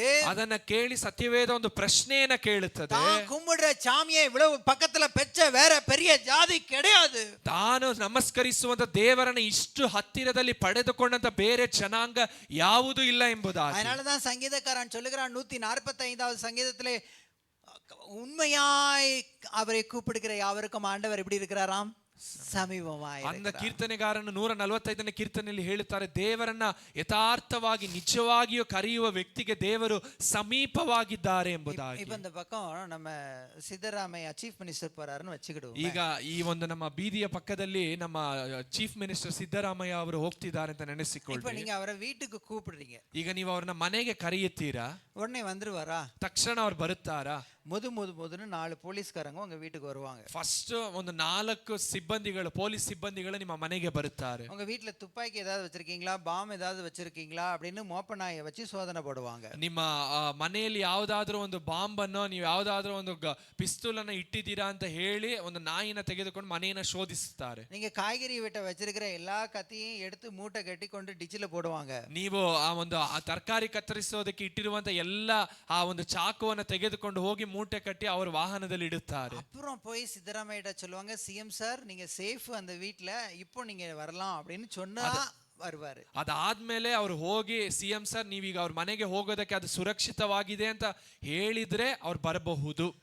ஆனா வேதம் சொல்லுகிறது, உண்மையாய் தம்மை நோக்கி கூப்பிட்ட போதும் வானத்தையும் பூமியும் ಉಂಟಾಕಣ ಆಂಡವ ನಮ್ಮ ಪಕ್ಕದಲ್ಲಿ ಬಂದ್ರೆ. ಅದು ಸತ್ಯವೇದ ಹೇಳುತ್ತದೆ, ನಿಜವಾಗಿಯೂ ಒಂದು ವ್ಯಕ್ತಿ ದೇವರನ್ನ ನೋಡಿ ಕರೆಯುವಾಗ ಆಕಾಶವನ್ನ ಭೂಮಿಯನ್ನ ಸೃಷ್ಟಿ ಮಾಡಿದ ದೇವರು ಅವನ ಸಮೀಪಕ್ಕೆ ಬರುತ್ತಾರೆ ಅಂತ. எவ்வளவு விசேஷமான ஆண்டவர் இல்ல? ಎಷ್ಟು ವಿಶೇಷಿತವಾದ ದೇವರಲ್ವಾ? உபாகமம் 1ஆம் அதிகாரம் 7ஆம் வசனம் சொல்லுது, ಧರ್ಮೋಪದೇಶ ಕಾಂಡ 1ನೇ ಅಧ್ಯಾಯದ 7ನೇ ವಚನ ಹೇಳುತ್ತದೆ, நீங்கள் இவ்விடத்திற்கு வருகிற வரைக்கும், ನೀವು ಈ ಸ್ಥಳಕ್ಕೆ ಬರುವವರೆಗೂ, வருகிற பாதைகள் எல்லாவற்றிலும், ನೀವು ಬರುವಂತ ದಾರಿ ಎಲ್ಲದರಲ್ಲಿಯೂ உன் தேவனாகிய கர்த்தர் உன்னை சுமந்து கொண்டு வந்ததை கண்டீர்களே. ನಿಮ್ಮ ದೇವರಾದ ಕರ್ತನು ನಿಮ್ಮನ್ನ ಹೆಗಲಿನ ಮೇಲೆ ಹೊತ್ತುಕೊಂಡು ಬಂದದನ್ನ ನೀವು ನೋಡಿದ್ದೀರಲ್ಲ. மத்தவன் அவன் சாமி அவன் தாங்க சுமக்கணும். ಉಳಿದ ಜನರು ಅವರ ದೇವರನ್ನ ಅವರು ಹೊರುತ್ತಾರೆ. நம்ம சாமி நம்மள சுமக்கிற சாமி. ನಾವು ಆರಾಧಿಸುವಂತ ನಮ್ಮ ದೇವರು ನಮ್ಮನ್ನ ಹೊರುತ್ತಾರೆ. நாம் ஒரு விசேஷமான ஆண்டவரை ஆராதித்து ನಾವು ಒಂದು ವಿಶೇಷಿತವಾದ ದೇವರನ್ನ ಆರಾಧಿಸುತ್ತಿದ್ದೇವೆ. இந்த ஆண்டவர் நம்மை எப்படி படைத்திருக்கிறாராம்? விசேஷித்தவர்களாய் ಈ ಒಂದು ದೇವರು ನಮ್ಮನ್ನ ಹೇಗೆ ಸೃಷ್ಟಿಸಿದ್ದಾರೆ ಎಂದರೆ ವಿಶೇಷಿತವಾಗಿ ಸೃಷ್ಟಿಸಿದ್ದಾರೆ. வேதம் சொல்லுகிறது, மத்தேயு 10ஆம் அதிகாரம் 31ஆம் வசனத்திலே, அநேக அடைக்கலான் குருவிகளை பார்க்கலாம் நீங்கள் விசேஷித்தவர்களாய். ಮತ್ತಾಯನ ಸುವಾರ್ತೆ 10ನೇ ಅಧ್ಯಾಯದ 31ನೇ ವಚನದಲ್ಲಿ ನಾವು ನೋಡುತ್ತೇವೆ, ಎಲ್ಲ ಹಾರಾಡುವ ಪಕ್ಷಿಗಳಿಗಿಂತಲೂ ನಾವು ವಿಶೇಷಿತವಾದವರು. ஏசாயாவுல வேத வசனம் சொல்லுகிறது, நம்முடைய தலையில் உள்ள முடியெல்லாம் எண்ணி வச்சிருக்கிறார். ಯೆಶಾಯನ ಪ್ರವಾದನೆಯಲ್ಲಿ ದೇವರ ವಾಕ್ಯ ಹೇಳುತ್ತದೆ, ನಮ್ಮ ತಲೆಯಲ್ಲಿರುವಂತ ಪ್ರತಿಯೊಂದು ಕೂದಲನ್ನ ಕೂಡ ದೇವರು ಎಣಿಸಿ ಇಟ್ಟಿದ್ದಾರೆ ಅಂತ. நாம எதை எண்ணுவோம்? ನಾವು ಯಾವುದನ್ನ ಎಣಿಸುತ್ತೇವೆ?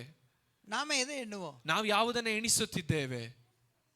ஒரு 500 ரூபா கொடுத்துட்டு ஒரு வாட்டர் பாட்டில வாங்கிட்டு அதுல மீதி 485 ரூபா இருக்கான்னு 4 வாட்டி எண்ணிடுவோம். ನಾವೊಂದು 500 ರೂಪಾಯಿ ಕೊಟ್ಟು ಒಂದು ವಾಟರ್ ಬಾಟಲ್ ನ ತೆಗೆದುಕೊಂಡ್ರೆ ಅವ್ರು ಕೊಟ್ಟಿರುವಂತ ಚಿಲ್ಲರೆ 450 ರೂಪಾಯಿ ಇದೆಯಾ ಅಂತ ಅದನ್ನ 4-5 ಬಾರಿ ಎಣಿಸುತ್ತೇವೆ. ಯಾಕಂದ್ರೆ ஏன்னா நமக்கு அந்த காசு ரொம்ப முக்கியம். ಯಾಕೆಂದ್ರೆ ಆ ಹಣ ನಮಗೆ ಬಹಳ ಮುಖ್ಯ. நான் ஒரு கிராமத்துல இருந்து வர்றேன். ಅವರು ಒಂದು ಗ್ರಾಮದ ಪ್ರದೇಶದಿಂದ ಬರುತ್ತಾರೆ. ಅಮ್ಮ நிறைய ಕೋಳಿ வளர்த்தாங்க. ಅವ್ರ ತಾಯಿ ಬಹಳ ಒಂದು ಕೋಳಿಯನ್ನ ಬೆಳೆಸುತ್ತಿದ್ದರು. ಸಾಯಂಕಾಲ ಆனா எங்க அம்மா கோழி கூட்டு பக்கத்துல வந்துருவாங்க. ಸಾಯಂಕಾಲ ಆದ್ರೆ ಸಾಕು, ಆ ಒಂದು ಕೋಳಿ ಗೂಡಿನ ಪಕ್ಕದಲ್ಲಿ ಅವ್ರ ತಾಯಿ ಬರುತ್ತಿದ್ರು. ಎತ್ತನ ಕೋಳಿ ಕೂಟುக்குள்ள போகுதுன்னு ಎನ್ನುவாங்க. ಎಷ್ಟು ಕೋಳಿ ಗೂಡಿನೊಳಗೆ ಹೋಗುತ್ತೆ ಅನ್ನುವಂತದನ್ನ ಅವ್ರು ಎಣಿಸುತ್ತಿದ್ರು. எங்க அம்மாவுக்கு அவங்களுடைய கோழி ரொம்ப முக்கியம். ಅವ್ರ ತಾಯಿಗೆ ಅವರ ಕೋಳಿ ಬಹಳ ಮುಖ್ಯ.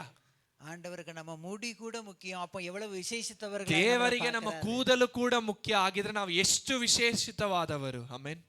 அப்போ உலக அதிசயத்தை பார்க்கிறதுக்கு நீங்க சீன பெருஞ்சுவருக்கோ தாஜ்மஹாலுக்கோ போக வேண்டாம். அந்த ಲೋಕದಲ್ಲಿರುವಂತ 7 ಅದ್ಭುತಗಳನ್ನು ನೋಡುವುದಕ್ಕೆ ನೀವು ತಾಜ್ ಮಹಲ್ಗೂ ಇನ್ನೊಂದು ಸ್ಥಳಕ್ಕೆ ಹೋಗುವುದು ಬೇಡ. கண்ணாடி முன்னால போய் நில்லுங்க.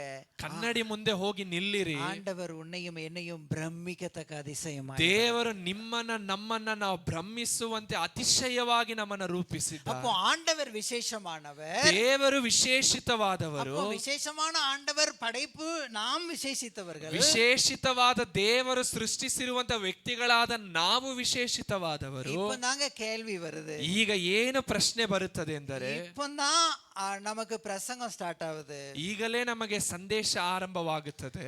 நீங்கள் என்னத்தை விசேஷமா பண்ணிக்கிட்டு இருக்கிறீங்க? ನೀವು ಏನನ್ನ ವಿಶೇಷಿತವಾಗಿ ಮಾಡುತ್ತಾ ஐயா, ಇದ್ದೀರಾ? ஆண்டவர் உன்னை விசேஷமா படைச்சது உண்மைதான். ದೇವರು ನಿಮ್ಮನ್ನ ವಿಶೇಷಿತವಾಗಿ ಸೃಷ್ಟಿಸಿರುವಂತದ್ದು ನಿಜಾನೇ.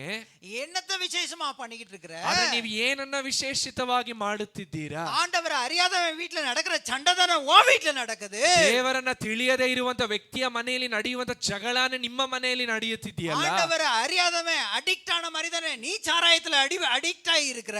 ದೇವರನ್ನ ಅರಿಯದೇ ಇರುವಂತ ವ್ಯಕ್ತಿ ಒಂದು ಒಂದು ಒಂದು ಕುಡಿತನಕ್ಕೆ ಗುಲಾಮನಾಗಿರುವಂತ ನೀವು ಕುಡಿತನಕ್ಕೆ ಗುಲಾಮರಾಗಿದ್ದೀರಲ್ಲ. மெய்யான தேவனை அறியாதவன் பார்க்கிற அசிங்கத்தை தானே நீ உன் மொபைல்ல பார்த்துக்கிட்டு இருக்க.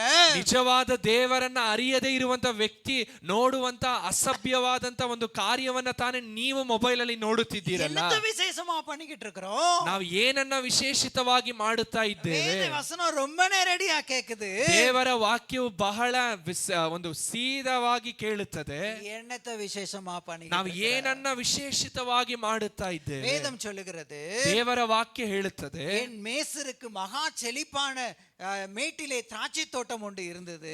ನನ್ನ ಪ್ರಿಯನಿಗೆ ಒಂದು ಬಹಳ ಸುಂದರವಾದ ದ್ರಾಕ್ಷ ತೋಟವಿದೆ. ஆண்டவர் அந்த கல்லுகளை எல்லாம் பொறுக்கி ದೇವರು ಅಲ್ಲಿದ್ದಂತ ಕಲ್ಲುಗಳನ್ನೆಲ್ಲ ತೆಗೆದು அந்த தோட்டத்துக்கு வேலி அடைத்து ಆ ತೋಟದ ಸುತ್ತಲೂ ಬೇಲಿಯನ್ನ ಹಾಕಿ நற்குல திராட்சை செடிகளை நாட்டுறாரு. ದೇವರು ಒಂದು ಉತ್ತಮವಾದಂತ ದ್ರಾಕ್ಷ ಗಿಡಗಳನ್ನ ನೆಡುತ್ತಾರೆ. ஒரு கோபுரத்தை கட்டி ஒரு ஆலையை உண்டு பண்றாரு. ದೇವರು ಒಂದು ಗೋಪುರವನ್ನ ಕಟ್ಟಿ ಒಂದು ದ್ರಾಕ್ಷೆ ಒಂದು ತೋಟವನ್ನ ನಿರ್ಮಿಸುತ್ತಾರೆ. ஐயா, அவர் நாட்டினது நற்குல திராட்சை செடி. ದೇವರು ನೆಟ್ಟಿದ ದ್ರಾಕ್ಷೆ ಗಿಡವು ಉತ್ತಮವಾದಂತ ಒಂದು ದ್ರಾಕ್ಷೆ ಗಿಡ.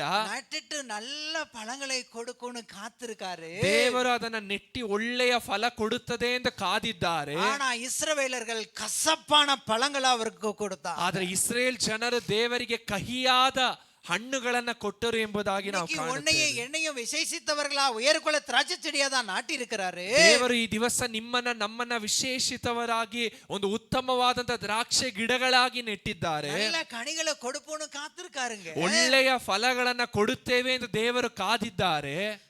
நாமளும் இஸ்ரவேலர்களை போல கசப்பான பழங்களை தான் நாங்க கொடுத்துட்டு இருக்கோம். ನಾವು ಇಸ್ರೇಲ್ಯರ ಹಾಗೆ ಕಹಿಯಾದ ಹಣ್ಣುಗಳನ್ನ ತಾನೇ ಕೊಡುತ್ತಾ ಇದ್ದೇವೆ. என்னத்த விசேஷமா பண்ணிட்டு இருக்கோம்? ಏನನ್ನ ವಿಶೇಷಿತವಾಗಿ ಮಾಡುತ್ತಾ இந்த ಇದ್ದೇವೆ? மத்தேயு 5, 6, 7 அதிகாரத்தை 7 பிரிவுகளாக நான் ಈ பிடிச்சிருக்கிறேன். ಮತ್ತಾಯನ ಸುವಾರ್ತೆ 5, 6ನೇ ಅಧ್ಯಾಯವನ್ನ ಒಂದು 7 ಭಾಗವಾಗಿ ವಿಂಗಡಿಸಿದ್ದಾರೆ. ஆண்டவருடைய பார்வையிலே விசேஷித்தவர்களாய் காணப்பட வேண்டுமானால் ದೇವರ ದೃಷ್ಟಿಯಲ್ಲಿ ನಾವು ವಿಶೇಷಿತದವರಾಗಿ ಕಂಡು ಬರಬೇಕಾದರೆ நாம் செய்ய வேண்டிய 7 காரியங்கள் இந்த 5, 6, 7, 3 அந்த மலை பிரசங்கத்திலே மறைந்திருக்கிறது. ನಾವು ಮಾಡಬೇಕಾದಂತ 7 ವಿಷಯಗಳು ಈ ಮತ್ತಾಯನ ಸುವಾರ್ತೆ 5, 6, 7ನೇ ಅಧ್ಯಾಯದಲ್ಲಿ ದೇವರು ಮಾಡುವ ಪರ್ವತ ಪ್ರಸಂಗದಲ್ಲಿ ನಾವು ನೋಡಬಹುದು. இந்த மத்தேயு 5ஆம் அதிகாரத்துல நம்மளை உப்பு என்று கூறுகிறார், நம்மளை வெளிச்சம் என்று ಈ கூறுகிறார். ಮತ್ತಾಯನ ಸುವಾರ್ತೆ 5ನೇ ಅಧ್ಯಾಯದಲ್ಲಿ ದೇವರು ನಮ್ಮನ್ನ ನೀ ಭೂಮಿಗೆ ಉಪ್ಪಾಗಿದ್ದೀರಿ, ಲೋಕಕ್ಕೆ ಬೆಳಕಾಗಿದ್ದೀರಿ ಎಂದು ಕರೆಯುತ್ತಾರೆ. நம்மளை விசேஷித்தவர்களாக அவர் கருதுகிறார். ದೇವರು ನಮ್ಮನ್ನ ವಿಶೇಷಿತದವರಾಗಿ ನಮ್ಮನ್ನ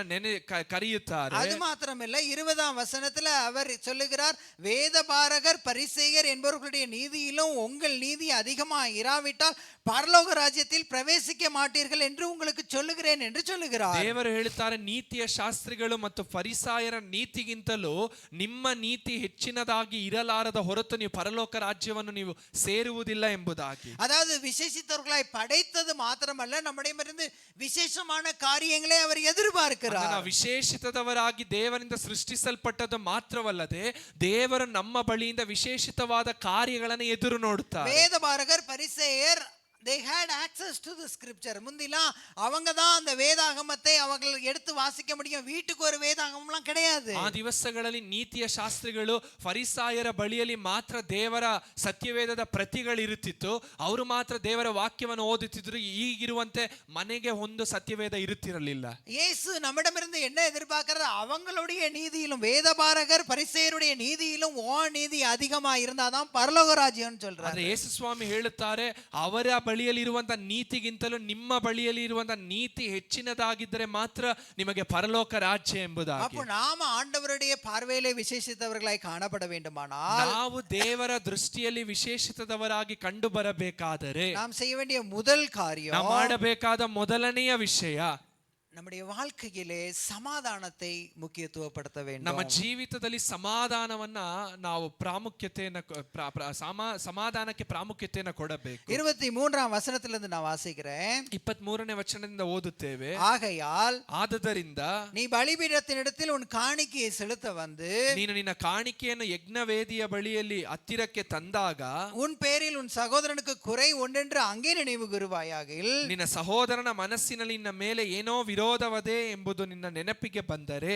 அங்கே தானே பலிபீடத்தின் முன் உன் காணிக்கையை வைத்து விட்டு போய் ನಿನ್ನ ಕಾಣಿಕೆಯನ್ನು ಆ ಯಜ್ಞವೇದಿಯ ಮುಂದೆ ಬಿಟ್ಟು ಹೋಗಿ முன்பு உன் சகோதரனுடைய ஒப்புரவாகி ಮೊದಲು ನಿನ್ನ ಸಹೋದರನ ಸಂಗಡ ಒಂದಾಗು, பின்பு வந்து உன் காணிக்கையை ಆಮೇಲೆ ಬಂದು ನಿನ್ನ ಕಾಣಿಕೆಯನ್ನ ಕೊಡು.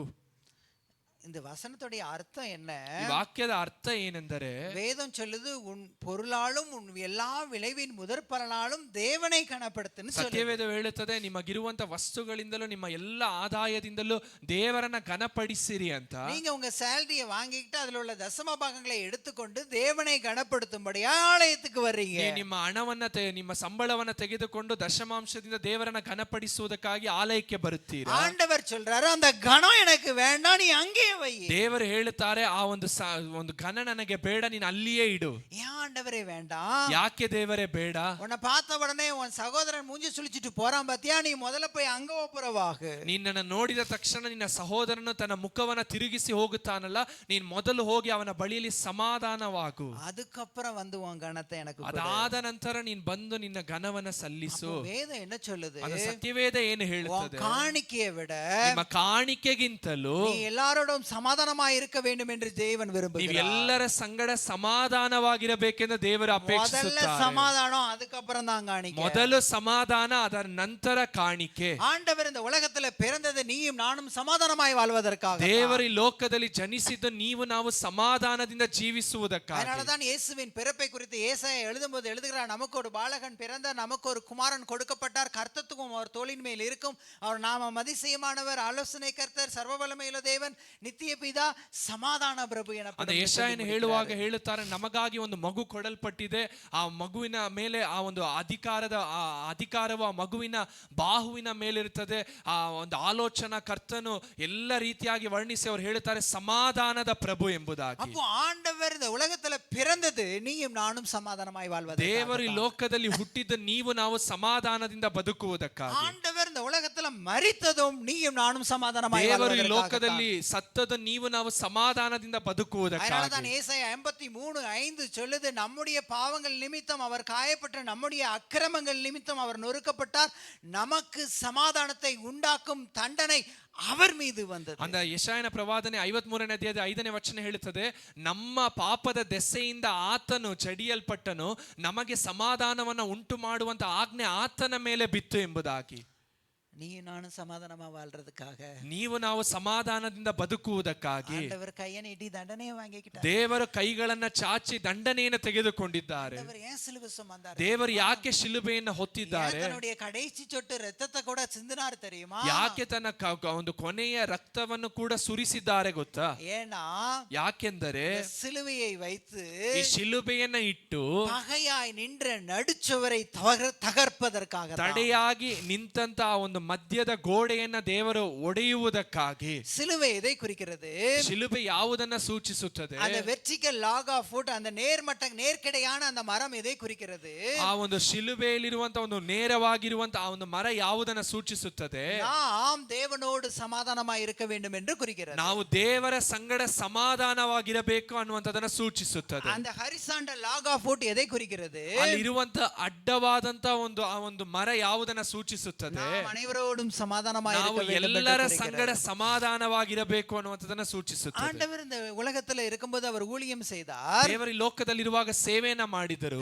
ரெண்டு பேராய் அவர் ஊழியத்துக்கு ಇಬ್ಬಿಬ್ಬರನ್ನ அனுப்பினார். ಅವ್ರ ಸೇವೆಗಾಗಿ ಕಳುಹಿಸಿದರು. அவர் சொன்னார், ஒரு வீட்டுக்குள்ள நீங்க பிரவேசிச்ச உடனே ಅವ್ರು ಹೇಳಿದ್ರು, ಒಂದು ಮನೆಯೊಳಗೆ ನೀವು ಪ್ರವೇಶಿಸಿದ ನಂತರ நம்ம விளக்கமா என்ன கேட்போம்? ನಾವು ಸಾಧಾರಣವಾಗಿ ಏನು ಕೇಳುತ್ತೇವೆ? இன்னைக்கு ஜெபம் பண்ணீங்களா? ಈ ದಿವಸ ಪ್ರಾರ್ಥಿಸಿದ್ರಾ? பைபிள் வாசித்தீங்களா? ಬೈಬಲ್ ಅನ್ನ ಓದಿದ್ರಾ? நீங்க கேட்பீங்களே இல்லையா தெரியாது. இங்க நாங்க சின்ன பிள்ளையில இருக்கும்போது எங்க சண்டே ஸ்கூல் டீச்சர்ஸ் எங்களுடைய வீடு சந்திக்க வருவாங்க. இன்னைக்கு பைபிள் வாசித்தியான்னு தான் முதல்ல சொல்லிக்கிட்டு உள்ள வருவாங்க. ನೀವು ಕೇಳುತ್ತೀರಾ ಇಲ್ವೋ ಗೊತ್ತಿಲ್ಲ, ಆದ್ರೆ ಅವರ ಒಂದು ಸಂಡೇ ಸ್ಕೂಲ್ ಟೀಚರ್ಗಳು ಆ ಕಾಲದಲ್ಲಿ ಮನೆಗೆ ಬರುವಾಗ ಅವ್ರು ಕೇಳುತ್ತಿದ್ದಂತ ಪ್ರಶ್ನೆ, ನೀವು ಪ್ರಾರ್ಥಿಸಿದ್ರಾ, ಬೈಬಲ್ ಓದಿದ್ರಾ ಎಂಬ ಪ್ರಶ್ನೆ. ஆனா ஆண்டவர் சொல்றாரு, ಅದು ದೇವರು ಹೇಳುತ್ತಾರೆ, நீங்க ஒரு வீட்டுக்குள்ள பிரவேசிச்ச உடனே ನೀವು ಒಂದು ಮನೆಯೊಳಗೆ ಪ್ರವೇಶಿಸಿದ ನಂತರ வீட்டிற்கு சமாதானம் உண்டாவதாக என்று முதலாவது சொல்லுங்கள். ನೀವು ಈ ಮನೆಗೆ ಸಮಾಧಾನ ಉಂಟಾಗಲಿ ಎಂದು ಮೊದಲನೆಯದಾಗಿ ಹೇಳಿರಿ. ಅದ சொல்லிட்டு சொன்னாரு, ಅದನ್ನು ಹೇಳಿದ ನಂತರ ಹೇಳಿದ್ರು, சமாதான பாத்திரன் அங்கே இருந்தால், ಅದಕ್ಕೆ ಆ ಸಮಾಧಾನಕ್ಕೆ ಪಾತ್ರನಾದ ವ್ಯಕ್ತಿ ಅಲ್ಲಿ ಇದ್ದರೆ, நீங்கள் கூறின சமாதானம் அங்கே தங்கும். ನೀವು ಅವರಿಗೆ ಕೋರಿದ ಒಂದು ಸಮಾಧಾನವೋ ಅಲ್ಲಿ ತಂಗುತ್ತದೆ. வாரம் வாரம் பாஸ்டர் சமாதானத்தோட போங்கள்னா ஆசீர்வதிச்சுதான் அனுப்புறாரு. ವಾರ ವಾರ ಸಭೆಯ ಬೋಧಕರು ನಿಮ್ಮನ್ನ ಸಮಾಧಾನವಾಗಿ ಹೋಗಿರಿ ಎಂದು ಆಶೀರ್ವದಿಸುತ್ತಾರೆ. ಅದು ಮಾತ್ರ ಅಲ್ಲ, ಯೇಸು சொன்னாரு, என்னுடைய சமாதானத்தையே வைத்து போயிருக்கிறேன்னு சொன்னாரு. ಯೇಸು ಸ್ವಾಮಿ ಹೇಳಿದ್ರು, ನನ್ನ ಸಮಾಧಾನವನ್ನೇ ನಾನು ಬಿಟ್ಟು ಹೋಗುತ್ತೇನೆ. அப்ப ಆಂಡவர் வச்சிட்டு போன சமாதானம் ஏன் நம்ம வீட்டுக்குள்ள இல்ல? ದೇವರು ಕೊಟ್ಟು ಹೋದಂತ ಸಮಾಧಾನ ಯಾಕೆ ನಮ್ಮ ಮನೆಯಲ್ಲಿ ಇಲ್ಲ? ஏன் நம்ம வேலை பார்க்கிற இடத்துல இல்ல? ಯಾಕೆ ನಾವು ಕೆಲಸ ಮಾಡುವ ಸ್ಥಳದಲ್ಲಿ ಇಲ್ಲ? ஏன்னா நம்ம நிறைய நேரம் ಸಮಾಧಾನ ಪಾತ್ರರಾಗಿ ವಾಳ ಮರೆತಿದ್ದೇವೆ. ಯಾಕಂದ್ರೆ ಅನೇಕ ಸಮಯದಲ್ಲಿ ನಾವು ಸಮಾಧಾನ ಪಾತ್ರರಾಗಿ ಜೀವಿಸುವುದನ್ನ ಮರೆತಿದ್ದೇವೆ. ಅದೇನದು ಬ್ರದರ್, ಸಮಾಧಾನ ಪಾತ್ರನ எப்படி வாழ்றது? ಅದೇನ್ ಬ್ರದರ್, ಸಮಾಧಾನ ಪಾತ್ರವಾಗಿ ಬದುಕುವಂತದ್ದು ಹೇಗೆ ಅಂತ ನೀವು ಕೇಳಿದ್ರೆ, ಅದಕ್ಕೂ 3 ಆಲೋಚನೆಗಳೇ இந்த மத்தேயு 5ஆம் அதிகாரத்துல வேதம் கொடுத்திருக்கிறது. ಅದಕ್ಕೂ 3 ಆಲೋಚನೆಯನ್ನ ಮತ್ತಾಯನ ಸುವಾರ್ತೆ 5ನೇ ಅಧ್ಯಾಯ ಕೊಡುತ್ತದೆ. 38ஆம் ವಚನ நான் வாசிக்கிறேன். 38ನೇ ವಚನ ಓದುತ್ತೇವೆ. 39 நான் வாசிக்கிறேன். நான் உங்களுக்கு சொல்லுகிறேன், ನಾನು ನಿಮಗೆ ಹೇಳುತ್ತೇನೆ, தீமையோடு எதிர்த்து நிற்க வேண்டாம். ನೀವು ಕೆಟ್ಟದರ ಸಂಗಡ ಎದುರಿಸಿ ನಿಲ್ಲಬೇಡಿರಿ. ஒருவன் உன்னை வலது கன்னத்தில் அறைந்தால், ಒಬ್ಬನು ನಿನ್ನ ಬಲಗೆನ್ನೆಯ ಮೇಲೆ ಹೊಡೆದರೆ அவனுக்கு மறு கன்னத்தையும் திருப்பி ಅವನಿಗೆ கொடு. ಮತ್ತೊಂದು ಕೆನ್ನೆಯನ್ನ ನೀನು ತೋರಿಸು. அது எப்படி பிரதர் முடியும்? ಅದು ಹೇಗೆ ಸಾಧ್ಯ ಬ್ರದರ್? அவன் பார்த்து வந்து அடிச்சிட்டு போவான், ಅವ್ರ ಪಾಡಿಗೆ ಅವ್ರು ಬಂದು ಹೊಡೆದು ಹೋಗುತ್ತಾರೆ. அவனுக்கு நான் இன்னொரு கன்னத்தையும் கொடுக்கணுமா? ನಾನು ಇನ್ನೊಂದು ಕೆನ್ನೆಯನ್ನ ತೋರಿಸ್ಬೇಕಾ? வேத வசனம் சொல்லுகிற அர்த்தம் அது கிடையாது. ಸತ್ಯವೇದವು ಹೇಳುವಂತ ಅರ್ಥ ಅದಲ್ಲ. என்ன சொல்லுது? ಅದು ಏನು ಹೇಳುತ್ತದೆ? ஒரு சண்டை வரணும்னா எத்தனை பேர் வேணும்? ಒಂದು ಜಗಳ ಬರಬೇಕಾದ್ರೆ ಎಷ್ಟು ಜನ ಬೇಕು? அட்லீஸ்ட் 2 பேர் வேணும். ಒಂದು ಕನಿಷ್ಠ ಪಕ್ಷ 2 ವ್ಯಕ್ತಿ ಇರಬೇಕು. ஆயிரக்கணக்கான பேரும் சண்டை போடலாம். உக்ரைன் ரஷ்யா போட்டுட்டு இருக்காங்களா, அது மாதிரி கூட சண்டை போடலாம். ಸಾವಿರಾರು ಜನರು ಕೂಡ ಜಗಳ ಮಾಡಬಹುದು. ಹೇಗೆ ಉಕ್ರೇನ್ ರಷ್ಯಾ ಜಗಳ ಮಾಡ್ತಿದ್ಯೋ ಹಾಗೆ. ஒருத்தன் கோபத்துல இருக்கிறான், ಒಬ್ಬನು ಕೋಪದಲ್ಲಿದ್ದಾನೆ, வேகமா வந்து உங்க கன்னத்துல அடிச்சிடுறான், ವೇಗವಾಗಿ ಬಂದು ನಿಮ್ಮ ಕೆನ್ನೆಯ ಮೇಲೆ ಹೊಡೆಯುತ್ತಾರೆ. சண்டைக்கு ஒருத்தன் ரெடி ஆயிட்டான், ಜಗಳಕ್ಕೆ ಒಬ್ಬನು ಸಿದ್ಧವಾಗಿದ್ದಾನೆ. வேதம் சொல்லுது, ಸತ್ಯವೇದ ಹೇಳುತ್ತದೆ, இரண்டாவது மனுஷனா மாறிராத. ನೀನು 2ನೇ ವ್ಯಕ್ತಿಯಾಗಿ ಬದಲಾಗಬೇಡ. ஒரு சண்டை வரணும்னா அட்லீஸ்ட் 2 பேராவது வேணும். ಒಂದು ಜಗಳ ಬರಬೇಕಾದ್ರೆ 2 ವ್ಯಕ್ತಿ ಆದ್ರೂ ಇರಬೇಕು. நான் கோபத்துல டம்மு இத போட்டு அடிச்சிட்டு இருந்தேன்னா நான் சண்டை போடுறேன்னு யாராவது சொல்வீங்களா? ಈಗ ನಾವು ಕೋಪದಿಂದ ತೆಗೆದು ಒಂದು ವಸ್ತುವಿನ ಮೇಲೆ ಹೊಡೆಯುತ್ತಿದ್ರೆ ನೀವು ಜಗಳವಾಡ್ತಿದ್ದಾರೆ ಅಂತ ಹೇಳ್ತೀರಾ? ஏதோ லூச கொண்டு வந்து கூட்டு வந்துட்டாங்கன்னு நினைப்பீங்க. ನೀವು ನೆನೆಸುತ್ತೀರಾ ಯಾವುದೋ ಒಂದು ಹುಚ್ಚನನ್ನ ಕರೆದುಕೊಂಡು ಬಂದಿದ್ದಾರೆ ಅಂತ. அப்போ 2 பேர் வேணும் சண்டை போடுறதுக்கு. ಜಗಳವನ್ನ ಆಡುವುದಕ್ಕೆ 2 ವ್ಯಕ್ತಿ ಬೇಕು. ஒருத்தன் வந்து உங்க கன்னத்துல அடிச்சிட்டான், ಒಬ್ಬರು ಬಂದು ನಿಮ್ಮ ಕೆನ್ನೆಯ ಮೇಲೆ ಹೊಡೆದ್ರು, நீ இரண்டாவது மனுஷனா மாறினாதான் அங்க சண்டை நடக்கும். ನೀವು 2ನೇ ವ್ಯಕ್ತಿಯಾಗಿ ಬದಲಾದ್ರೆ ಮಾತ್ರನೇ ಆ ಸ್ಥಳದಲ್ಲಿ ಜಗಳ ஆங்கிலத்துல ஒரு சொற்றொடர் உண்டு. ಒಂದು ಆಂಗ್ಲ ಭಾಷೆಯಲ್ಲಿ ಒಂದು ಗಾದೆ ಇದೆ, conflicts cannot survive without your participation. ಆ ಒಂದು ಗಾದೆ ಈ ರೀತಿಯಾಗಿ ಹೇಳುತ್ತದೆ, ಯಾವುದೇ ವಿವಾದವಾಗಲಿ ಜಗಳವಾಗಲಿ ನೀವು ಅದರಲ್ಲಿ ಭಾಗವಹಿಸದ ಹೊರತು ಅದು ಇರುವುದಿಲ್ಲ. ஏன் அவன் வீட்டுல ஒய்வா சண்டை? ಯಾಕೆ ನಿಮ್ಮ ಮನೆಯಲ್ಲಿ ಜಗಳ? ஏன்னா புருஷன் வாய் சும்மா இருந்தா பஞ்சாதி வாய் சும்மா இருக்க மாட்டேங்கி. ಗಂಡನ ಬಾಯಿ ಸುಮ್ಮನೆ ಇದ್ರೆ ಹೆಂಡತಿಯ ಬಾಯಿ ಸುಮ್ಮನಿರೋದಿಲ್ಲ. பஞ்சாதி வாய் சும்மா இருந்தா புருஷன் வாய் சும்மா இருக்க மாட்டேங்கி. ಹೆಂಡತಿಯ ಬಾಯಿ ಸುಮ್ಮನಿದ್ರೆ ಗಂಡನ ಬಾಯಿ ಸುಮ್ಮನಿರೋದಿಲ್ಲ. We are continuously participating in it. ನಾವು ನಿರಂತರವಾಗಿ ಅದರಲ್ಲಿ ಒಬ್ಬರ ಬದಲು ಒಬ್ಬರು ನಾವು ಭಾಗವಹಿಸುತ್ತಲೇ ಇರ್ತೇವೆ.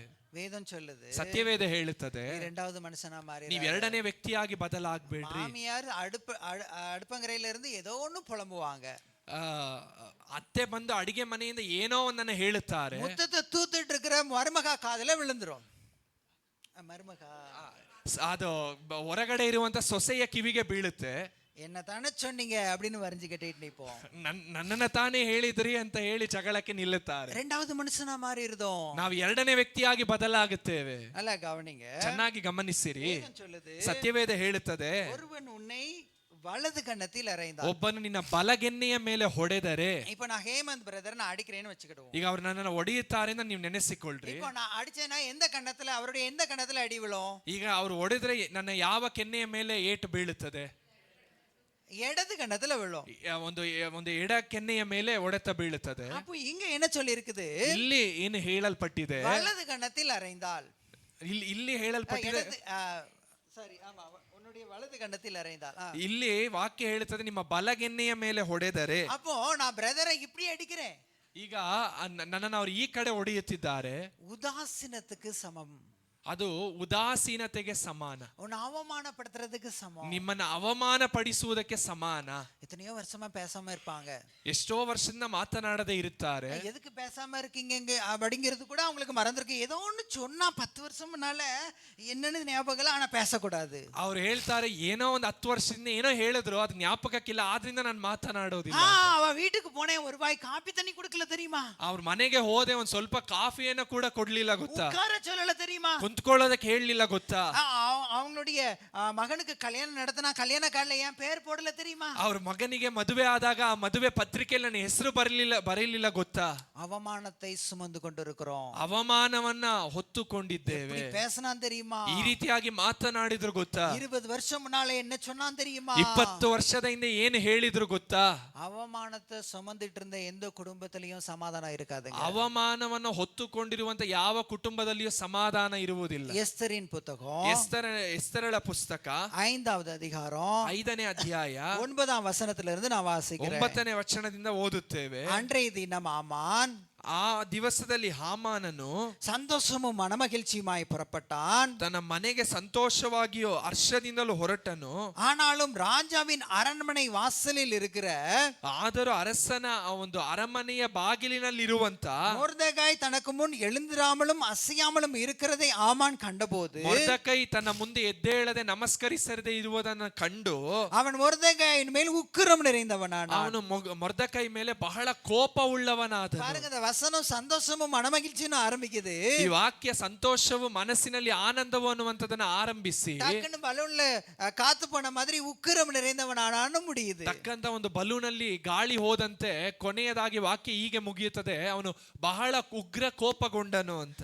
ஆகிலும் ஆமான் அதை அடக்கிக் கொண்டு, ಆದರೂ ಆಮಾನನ ಅದನ್ನ ಅಡಗಿಸಿಕೊಂಡು தன் வீட்டுக்கு வந்து ತನ್ನ ಮನೆಗೆ ಬಂದು தன் சிநேகிதர், தன்னுடைய ஃப்ரெண்ட்ஸ், தன்னுடைய மனைவியாக சிரேஷியை அழைத்து ತನ್ನ ಹೆಂಡತಿಯನ್ನೆಲ್ಲ ಕರೆದು தன் ஐஸ்வர்யத்தின் மகிமையை காட்டுறான். ತನ್ನ ಐಶ್ವರ್ಯದ ಮಹಿಮೆಯನ್ನು ತೋರಿಸುತ್ತಾನೆ. பாரு, இந்த உலக இந்த நாட்டிலேயே ராஜாவுடைய வீட்டுக்கு அப்புறம் பெரிய வீடு என் வீடு தான். ನೋಡಿ, ಈ ಇಡೀ ಒಂದು ಸಾಮ್ರಾಜ್ಯದಲ್ಲಿ ಅರಸನ ಮನೆಯ ನಂತರ ದೊಡ್ಡ ಮನೆ ನನ್ನದೇ. அவனுடைய ஷோகேஸ் எல்லாம் திறந்து காட்டுறான். பாரு, என்னுடைய நகைகள் எல்லாமே ಫ್ಯಾಷನ್ ಡಿಸೈನ್ ನகைகள்.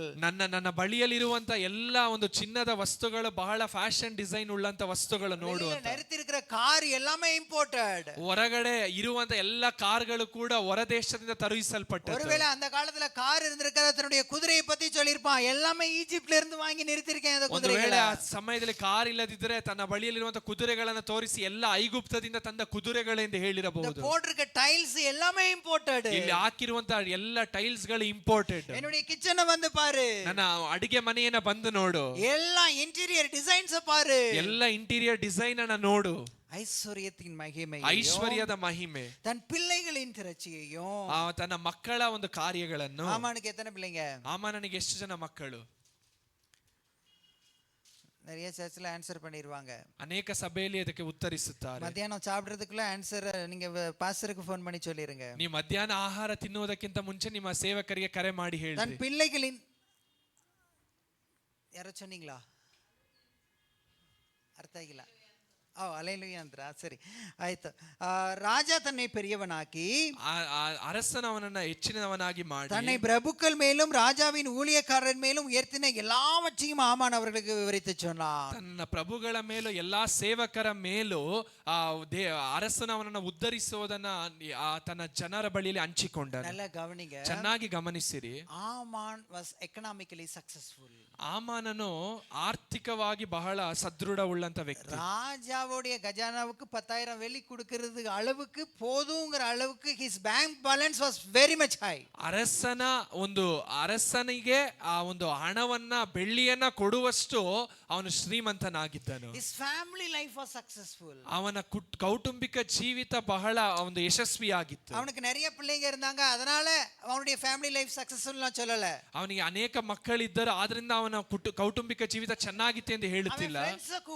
ಅವನು ತನ್ನ ಸ್ನೇಹಿತರನ್ನ ಕರೆಯುತ್ತಾನೆ, கூடவே வைஃபை என்ன செய்யான் கூப்பிடுறான், ಜೊತೆಯಲ್ಲಿ ಹೆಂಡತಿಯನ್ನು ಕರೆಯುತ್ತಾನೆ, ತನ್னுடைய ವೈಫை ಫ್ರೆಂಡ್ மாதிரி ಭಾವಿக்கிறான், ತನ್ನ ಹೆಂಡತಿಯನ್ನ ಸ್ನೇಹಿತಳಂತೆ ನೋಡುತ್ತಿದ್ದಾನೆ. his family life was successful. ಅವನ ಕೌಟುಂಬಿಕ ಜೀವಿತ ಯಶಸ್ವಿಯಾಗಿತ್ತು. his professional life was successful. ಅವನ ಒಂದು ಕೆಲಸದ ಒಂದು ಜೀವಿತ ಯಶಸ್ವಿಯಾಗಿತ್ತು. ಅವನು வேலை பார்க்குற இடத்துல எல்லாத்துக்கும் மேல ಟಾಪ್ ಪೊಸಿಷನ್ல ಅವನು ಕೆಲಸ ಮಾಡುವ ಸ್ಥಳದಲ್ಲಿ ಎಲ್ಲರಿಗಿಂತ ಮೇಲೆ ಉನ್ನತ ಸ್ಥಾನದಲ್ಲಿ ಇದ್ದನು. ಅದು ಕಾಣಾದನೆ ಅದು ಸಾಲದು ಅಂತ ಹೇಳಿ 12வது ವಚನದಲ್ಲಿ 12ನೇ ವಚನದಲ್ಲಿ பின்னையும் ஆமானனு ராஜஸ்திரீயாகிய எஸ்தரும் தான் செய்த விருந்துக்கு ராஜாவுடனே கூட என்னை தவிர வேறொருவரையும் அழைக்கவில்லை. ಎಸ್ತರ್ ರಾಣಿಯಾದ ಎಸ್ತರಳು ಕೂಡ ಅರಸನಿಗೆ ಸಿದ್ಧಪಡಿಸಿದಂತ ಭೋಜನ ಕೂಟಕ್ಕೆ ನನ್ನನ್ನ ಹೊರತು ಅರಸನ ಸಂಗಡ ಯಾರನ್ನು ಕರೆದಿಲ್ಲ ಎಂದು ಹೇಳಿದನು. ಪ್ರೈಮ್ ಮಿನಿಸ್ಟರ್ ಮೋದಿ ಅವರು ವಿருந்து கொடுக்கறாருன்னு வச்சுக்கிடுவோம். ಈಗ ನಮ್ಮ ಪ್ರೈಮ್ ಮಿನಿಸ್ಟರ್ ಮೋದಿ ಅವರು ಒಂದು ಭೋಜನ ಕೂಟವನ್ನು ಏರ್ಪಡಿಸುತ್ತಾರೆ ಎಂದು ಇಟ್ಟುಕೊಳ್ಳ್ರಿ. ரெண்டே பேருக்கு தான் இன்விடேஷன் கொடுக்கறாரு. ಇಬ್ಬರೇ ವ್ಯಕ್ತಿಗೆ ಮಾತ್ರ ಇನ್ವಿಟೇಷನ್ ಅನ್ನು ಕೊಡುತ್ತಾರೆ. ஒன்னு நம்ம ಚೀಫ್ ಮಿನಿಸ್ಟರ್ ಸಿದ್ದರಾಮಯ್ಯಕ್ಕೆ, ಇನ್ನೊಂದು ಉங்களுக்குன்னு வச்சுக்கிடுவோம். ಒಂದು ನಮ್ಮ ಚೀಫ್ ಮಿನಿಸ್ಟರ್ ಸಿದ್ದರಾಮಯ್ಯ ಅವರಿಗೆ, ಇನ್ನೊಂದು ನಿಮಗೆ ಅಂತ ಇಟ್ಟುಕೊಳ್ಳ್ರಿ. எல்லா டிவிலயும் ಫ್ಲಾಶ್ ನ್ಯೂಸ್ உங்க படமா தான் வரும், இப்படி நிப்பீங்க அப்படி நிப்பீங்க. ಎಲ್ಲ ಟಿವಿ ಒಂದು ಸುದ್ದಿ ವಾಹಿನಿಗಳಲ್ಲೂ ಬ್ರೇಕಿಂಗ್ ನ್ಯೂಸ್ ಅಲ್ಲಿ ನೀವೇ ಬರ್ತೀರಾ, ಈಗ ನಿಂತಿರ್ತೀರಾ, ಆಗ ನಿಂತಿರ್ತೀರಾ.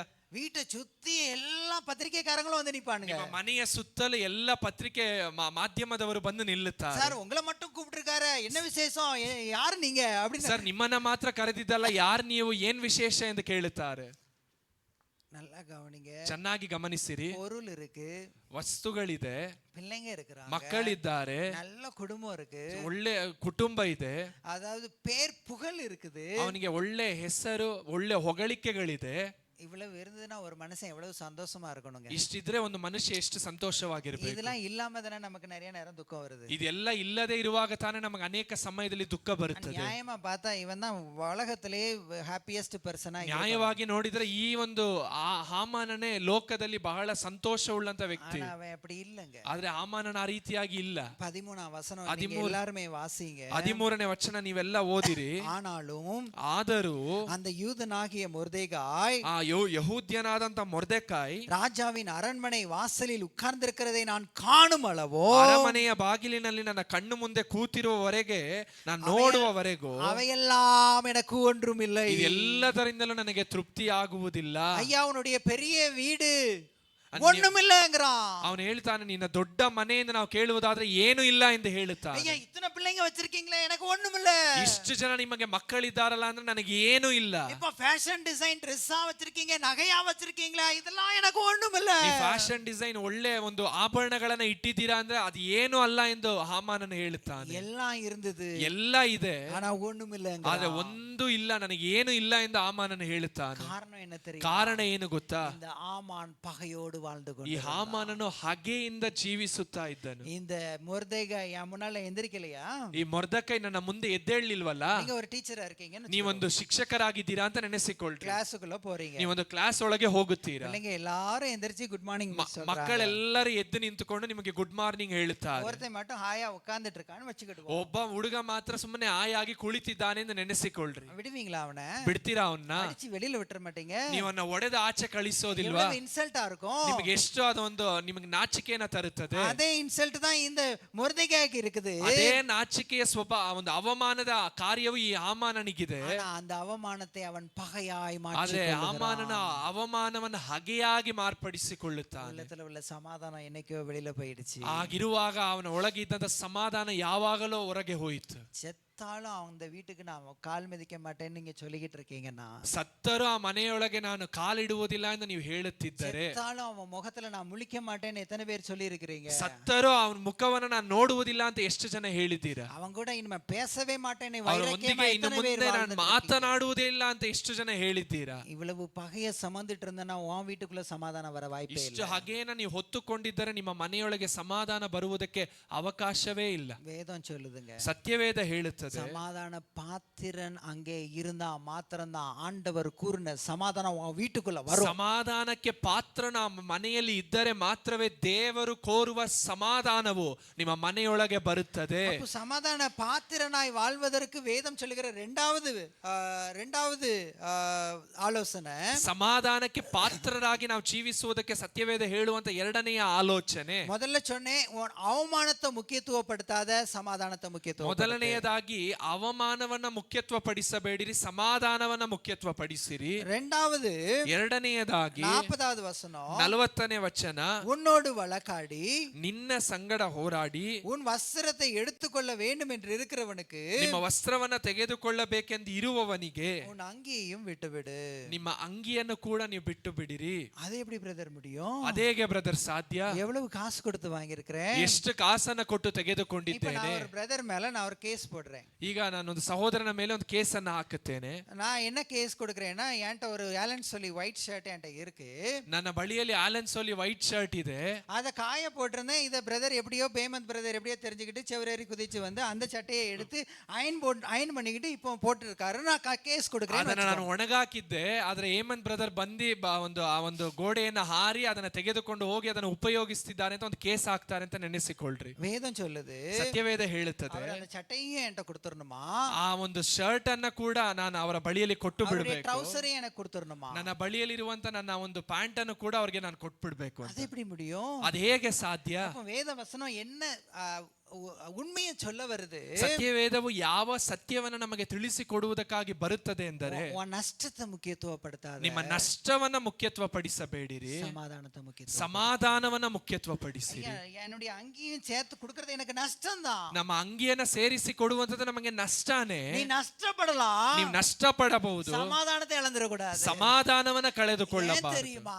ಯಾಕೆ ಗೊತ್ತಾ? நீயும் நானும் சமாதானமா இருக்கிறதுக்கான ஆக்கினைய சாமி சுமந்தாருங்க. ನೀವು ನಾವು ಸಮಾಧಾನವಾಗಿರಬೇಕೆಂಬ ದಂಡನೆಯನ್ನು ದೇವರು ಹೊತ್ತುಕೊಂಡಿದ್ದಾರೆ. நீயும் நானும் சமாதானமா இருக்கணுங்கிறதுக்காக அவர் சிந்தின விலைக்கிரயம் அவருடைய ரத்தம்.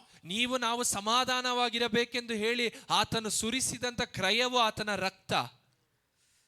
அப்போ இன்னைக்கு நிறைய குடும்பத்துல ஏன் சமாதானம் ಈ ಇಲ್ಲ? ದಿವಸದಲ್ಲಿ ಅನೇಕ ಕುಟುಂಬದಲ್ಲಿ ಯಾಕೆ ಸಮಾಧಾನ ಇಲ್ಲ? நம்ம பொருட்களை முக்கியத்துவம், ಯಾಕಂದ್ರೆ ನಾವು ವಸ್ತುಗಳಿಗೆ ಪ್ರಾಮುಖ್ಯತೆಯನ್ನು ಕೊಡುತ್ತಿದ್ದೇವೆ. நமக்கு எவன் கேடு கெட்டு போனானே, ನಮಗೆ ಯಾರು ನಾಶವಾಗಿ ಹೋದರೆ ಏನು, எவன்கிட்ட கடன் வாங்கிட்டு வந்தா என்ன, ನಮ್ಮ ಗಂಡನ ಯಾರ ಬಳಿಯಲ್ಲಿ ಸಾಲ ತಂದರೆ ಏನು, அந்த பட்டுப்படம் வந்தாதான் நான் கிறிஸ்மஸ்ல ஆலயத்துக்கு ನನಗೆ ಆ ಒಂದು ರೇಷ್ಮೆ ಸೀರೆ ಬಂದರೆ ಮಾತ್ರನೇ ನಾನು ಕ್ರಿಸ್ಮಸ್ಗೆ ಆಲಯಕ್ಕೆ ಬರುತ್ತೇನೆ. எங்க அப்பா யார் காலில் விழுந்தானே, ನಮ್ಮಪ್ಪ ಯಾರ ಕಾಲಿಗೆ ಬಿದ್ದರೇನು, பைக் தந்தாதான் நான் காலேஜ் போவேன், ಈ ಬೈಕ್ ಅನ್ನ ಕೊಟ್ಟರೆ ಮಾತ್ರ ನಾನು ಕಾಲೇಜಿಗೆ ಹೋಗುತ್ತೇನೆ. எங்க அப்பா யார்கிட்ட கடன் வாங்கினா என்ன, ನಮ್ಮ ತಂದೆ ಯಾರ ಬಳಿಯಲ್ಲಿ ಸಾಲ ತೆಗೆದುಕೊಂಡ್ರೆ ಏನು, வந்தாதான் நான் காலேஜுக்கு ಈ போவேன். ವಸ್ತ್ರ ನನಗೆ ಸಿಕ್ಕರೆ ಮಾತ್ರ ನಾನು ಕಾಲೇಜಿಗೆ ಹೋಗುತ್ತೇನೆ. பொருட்களை முக்கியத்துவப்படுத்துற எந்த குடும்பத்திலையும் சமாதானம் ವಸ್ತುಗಳನ್ನ ಪ್ರಾಮುಖ್ಯತೆಗೊಳಿಸುವಂತ ಯಾವ ಕುಟುಂಬದಲ್ಲಿಯೂ ಸಮಾಧಾನ ಇರುವುದಿಲ್ಲ. திருப்பிகளுங்கள் ஆதியாகமத்தின் புத்தகம் ಆದಿಕಾಂಡ ಪುಸ್ತಕ 26ஆம் அதிகாரத்துக்கு என்னோட வாங்க. 26ನೇ ಅಧ್ಯಾಯಕ್ಕೆ ನಮ್ಮ ಸಂಗಡ ತಿರುಗಿಸಿಕೊಳ್ಳಿರಿ. வேத வசனம் சொல்லுகிறது, ಸತ್ಯವೇದದ ವಾಕ್ಯ ಹೇಳುತ್ತದೆ. 19வது வசனத்தை நான் வாசிக்கிறேன். 19ನೇ ವಚನವನ್ನ ಓದುತ್ತೇವೆ. ஈசாக்குடைய வேலைக்காரர் பள்ளத்தாக்களை வெட்டி ಈಸಾಕನ ಸೇವಕರು ತಗ್ಗಿನಲ್ಲಿ ಅಗಿಯುವಾಗ அங்கே சுரக்கும் நீரூற்றை கண்டார்கள். ಅವರಿಗೆ ಸೆಲೆ ನೀರಿನ ಬಾವಿಯು ಸಿಕ್ಕಿತು. கேரார் ஒரு மேய்ப்பர் இந்த தண்ணீர் தங்களுடையது என்று சொல்லி ಗೇರಾರಿನ ದನ ಕಾಯುವವರು ಬಂದು ಆ ನೀರು ತಮ್ಮದು ಎಂದು ಹೇಳಿ ஈசாக்குடைய மேய்ப்பருடனே வாக்குவாதம் ಈಸಾಕನ பண்ணினார்கள். ದನ ಕಾಯುವವರ ಸಂಗಡ ಜಗಳವಾಡಿದ್ದರಿಂದ, ஐயா, கிணறு தோன்றதெல்லாம் லேசு கிடையாதுங்க. ಬಾವಿಯನ್ನ ಅಗೆಯುವಂತ ವಿಷಯ ಬಹಳ ಸುಲಭ ಅಲ್ಲ. இப்பதான் ஜேசிபி வந்து டபடபன்னு தோண்டி போட்டு போயிருது. ಈಗ JCB ಬಂದು ಬಹಳ ವೇಗವಾಗಿ ತೋಡಿ ಹೋಗುತ್ತದೆ. மாங்கு மாங்குன்னு வாங்கணும் தோண்டணும். ಆದ್ರೆ ಹಿಂದೆ ಎಲ್ಲ ಜನರುಗಳು ಅದಕ್ಕೆ ಪ್ರಯಾಸ ಪಟ್ಟು ಅದನ್ನ ತೋಡಬೇಕು. தோண்டும் போது இந்த ஊருக்கார பசங்க சும்மா இருக்கானுங்க. ಅದನ್ನ ತೋಡುವಾಗ ಈ ಆ ಒಂದು ಹಳ್ಳಿಯವರು ಮಾತನಾಡುವಾಗ ಸುಮ್ಮನಿದ್ದಾರೆ. தண்ணி வந்த உடனே என்னப்பா ஈசாக்கு தப்பு பண்ணிட்டே, இது எங்க இடத்துல வந்து வெட்டிட்டியா, கிளம்புன்னு சொல்றாங்க. ಅವರು ಅಲ್ಲಿ ಯಾವಾಗ ನೀರು ಸಿಕ್ಕಿತೋ ಈಸಾಕನ್ನ ನೋಡಿ, ಏನ್ ಈಸಾಕ್ ನೀನ್ ಈ ರೀತಿಯಾಗಿ ತಪ್ಪನ್ನ ಮಾಡಿದ್ಯಾ, ಇದು ನಮ್ಮ ಜಾಗ, ನೀವು ಹೊರಡು ಅಂತ ಹೊರಡಿಸ್ತಿದ್ದಾರೆ. நம்மனா இருந்தா விட்டுருப்போமா? ನಾವಾಗಿದ್ರೆ ನಾವು ಬಿಡ್ತಿದ್ವಾ? ஒரு குடம் தண்ணிக்கு எவ்வளவு சண்டை போட்டிருக்கோம். ಒಂದು ಬಿಂದಿಗೆ ನೀರಿಗೆ ಎಷ್ಟು ಜಗಳವನ್ನ ಆಡಿದ್ದೇವೆ. வேதம் சொல்லுது, ಸತ್ಯವೇದ ಹೇಳುತ್ತದೆ 21 ವಚನ, வேறொரு தடவை ஈசாக்கு வெட்டினா 21ನೇ ವಚನದಲ್ಲಿ ತರುವಾಯ ಅವನ ಜನರು ಬೇರೊಂದು ಬಾವಿಯನ್ನ ತೋಡಿದಾಗ அங்கேயும் தண்ணி வர்ற தண்டியும் சும்மா இருக்கிறானுங்க. ಅಲ್ಲಿಯೂ ನೀರು ಬರುವವರೆಗೂ ಆ ದೇಶದ ಜನರು ಸುಮ್ಮನಿದ್ದಾರೆ. தண்ணி வந்தவனே என்னப்பா ஈசாக்கு மறுபடியும் எங்க இடத்துலயே விட்டுட்டே, இதுவும் எங்களுடையதான் வந்து சண்டை போடுறாங்க. ಯಾವಾಗ ನೀರು ಬಂತೋ ಆಗಲೂ ಕೂಡ ಏನಪ್ಪಾ ಈಸಾಕ್ ನೀನ್ ನಮ್ಮ ಜಾಗದಲ್ಲಿ ಬಾವಿಯನ್ನ ತೋಡಿದ್ಯಾ ಎಂದು ಹೇಳಿ ಅವನ್ನ ಕಳುಹಿಸುತ್ತಾರೆ. முத வாட்டி நம்ம விட்டிருந்தாலும் விட்டுருப்போம், ரெண்டாவது வாட்டி நம்ம விட்டுருக்கவே மாட்டோம். ಮೊದಲನೆಯ ಬಾರಿ ನಾವು ಬಿಟ್ಟಿದ್ರು ಬಿಡಬಹುದು, ಆದ್ರೆ ಎರಡನೇ ಬಾರಿ ಖಂಡಿತವಾಗಿ ಬಿಡೋದಿಲ್ಲ. சுப்ரீம் கோர்ட் வரைக்கும் போயிருப்போம். ಸುಪ್ರೀಂ ಕೋರ್ಟ್ ವರೆಗೂ ಹೋಗಿರುತ್ತೇವೆ. சாப்பிடாம கடந்து ஆண்டவருடைய சந்நிதியில, ஆண்டவரே நான் இனிமே சாப்பிட மாட்டேன், அந்த நிலத்தை புடுங்கி கொடுத்தாதான் நான் சாப்பிடுவேன் ஆண்டவர்கிட்ட சண்டை போட்டிருப்போம். ದೇವರ ಸನ್ನಿಧಾನದಲ್ಲಿ ದೇವರೇ ಆ ಜಾಗನ ನೀವು ವಾಪಸ್ ಕೊಟ್ರೆ ಹೊರತು ನಾನು ಮತ್ತೆ ಆಹಾರ ತಿನ್ನೋದಿಲ್ಲ ಅಂತ ನಾವು ದೇವರ ಮುಂದೆ ಅಡ್ಡ ಬಿದ್ದಿರ್ತೇವೆ. வேதம் சொல்லுது, ಸತ್ಯವೇದ ಹೇಳುತ್ತದೆ, ஈசாக்கு அவ்விடம் விட்டு பெயர்ந்து போய் ಈಸಾಕನ ಸ್ಥಳವನ್ನ ಬಿಟ್ಟು ಬೇರೊಂದು ಸ್ಥಳಕ್ಕೆ ಹೋಗಿ வேறொரு துறவை வெட்டினான். ಬೇರೊಂದು ಬಾವಿಯನ್ನ ಅಗೆದನು. அதை குறித்து அவங்க வாக்குவாதம் பண்ணவில்லை. ಅದರ ಕುರಿತಾಗಿ ಆ ಜನರು ಜಗಳವಾಡದೆ அப்போ ஈசாக்கு ஒரு ஸ்டேட்மெண்ட் கொடுக்கிறான். ಆಗ ಈಸಾಕನು ಒಂದು ಮಾತನ್ನ ಹೇಳುತ್ತಾರೆ, நாம் தேசத்தில் பழுகும்படிக்கு ನಾವು ಈ ದೇಶದಲ್ಲಿ ಅಭಿವೃದ್ಧಿ ಆಗುವಂತೆ இப்பொழுது கர்த்தர் நமக்கு இடம் உண்டாக்கினார் என்று சொல்லி அதற்கு ரெகோபோத்னு பேர் ದೇವರು வைக்கிறான். ನಮಗೆ ಸ್ಥಳವನ್ನ ಉಂಟು ಮಾಡಿದ್ದಾರೆ ಎಂದು ಹೇಳಿ ಆ ಸ್ಥಳಕ್ಕೆ ರೆಹೋಬೋತ್ ಎಂದು எப்போ ಹೆಸರಿಟ್ಟನು. வீட்டுக்குள்ள வாக்குவாதம் நிக்குதோ, ಯಾವಾಗ ನಿಮ್ಮ ಮನೆಯೊಳಗೆ ಜಗಳ ನಿಲ್ಲುತ್ತದೋ, எப்போ வீட்டுக்குள்ள சமாதானம் வருதோ, ಯಾವಾಗ ನಿಮ್ಮ ಮನೆಯೊಳಗೆ ಸಮಾಧಾನ ಬರುತ್ತದೋ, நீயும் குடும்பமும் இந்த தேசத்துல பழுகும்படி ஆண்டவர் இடம் உண்டாக்கிட்டார் என்பதற்கு அதுதான் அடையாளம். ನೀವು ನಿಮ್ಮ ಕುಟುಂಬವು ದೇಶದಲ್ಲಿ ಅಭಿವೃದ್ಧಿ ಆಗುವುದಕ್ಕೆ ದೇವರು ಸ್ಥಳವನ್ನ ಉಂಟು ಮಾಡಿದ್ದಾರೆ ಅನ್ನುವುದಕ್ಕೆ ಅದೇ ಗುರುತು. ஈசாக்கு ஒரு விவசாயிங்க. ಈಸಾಕನು ಒಬ್ಬ ವ್ಯವಸಾಯ ಮಾಡುವ ವ್ಯಕ್ತಿ. விவசாயிக்கு எது ரொம்ப முக்கியம்? ವ್ಯವಸಾಯ ಮಾಡೋರಿಗೆ ಏನು ಮುಖ್ಯ? தண்ணி முக்கியம். ನೀರು ಮುಖ್ಯ. அந்த தண்ணி, அதாவது அவனுடைய லைஃப் சப்போர்ட், வாழ்வாதாரத்தை எப்படிங்க விட்டு கொடுக்க முடிஞ்சது? ಅವನು ಒಂದು ವ್ಯವಸಾಯ ಮಾಡುವವನು, ಅವನಿಗೆ ಇರುವಂತ ಒಂದು ಜೀವನದ ಆಧಾರವೇ ಆ ಒಂದು ನೀರು. ಅದನ್ನು ಹೇಗೆ ಬಿಟ್ಟು ಕೊಡುವುದಕ್ಕೆ ಸಾಧ್ಯ? ஏன்னா ஈசாக்கு நம்பினா என்னை ஆசீர்வதிக்க போறது இந்த தண்ணி கிடையாது, என்னை ஆசீர்வதிப்பவர் ஆண்டவர். ಯಾಕಂದ್ರೆ ಈಸಾಕನ ನಂಬಿದನು, ನನ್ನನ್ನು ಆಶೀರ್ವದಿಸುವಂತದ್ದು ಈ ನೀರಲ್ಲ, ನನ್ನನ್ನು ಆಶೀರ್ವದಿಸುವಂತದ್ದು ದೇವರು ಎಂಬುದಾಗಿ. கூட பிறந்த அண்ணனுக்கு, அக்காவுக்கு, தங்கச்சிக்கு ஒரு அடி நிலத்தை விட்டு கொடுக்க முடியல. ನಮ್ಮ ಜೊತೆಯಲ್ಲಿ ಹುಟ್ಟಿದ ಅಣ್ಣನಿಗೆ, ಅಕ್ಕನಿಗೆ, ತಂಗಿಗೆ ಒಂದು ಅಡಿ ಜಾಗವನ್ನ ಬಿಟ್ಟು ಕೊಡೋದಕ್ಕೆ ನಮ್ಮಿಂದ ಆಗುತ್ತಿಲ್ವಲ್ಲ. 10 வருஷமா கேஸ் போட்டுட்டு இருக்கಲ್ಲ. ನಾವು 10 ವರ್ಷದಿಂದ ಕೇಸನ್ನ ಹಾಕಿದ್ದೇವಲ್ಲ. ஆசீர்வதிக்க போறது அந்த ஒரு அடி நிலம் கிடையாது. ನಿಮ್ಮನ್ನ ಆಶೀರ್ವದಿಸೋದಕ್ಕೆ ಹೋಗುವಂತ ಒಂದು ಅಡಿ ಜಾಗ ಅಲ್ಲ. ஆசீர்வதிப்பவர் வானத்தையும் பூமியும் ಉಂಟು பண்ணின ஆண்டவர். ನಿಮ್ಮನ್ನ ಆಶೀರ್ವದಿಸುವಂತದ್ದು ಆಕಾಶವನ್ನ ಭೂಮಿಯನ್ನ ಸೃಷ್ಟಿಸಿದಂತ ದೇವರು. பொருட்களை முக்கியத்துவப்படுத்தி வாழ ஆரம்பிச்சு, ವಸ್ತುಗಳನ್ನ ಪ್ರಾಮುಖ್ಯತೆಗೊಳಿಸಿ ಜೀವಿಸೋದಕ್ಕೆ ಪ್ರಾರಂಭಿಸಬೇಡಿರಿ. புருஷன் நல்ல வேலைக்கு போய் நிறைய சம்பாதிப்பான்.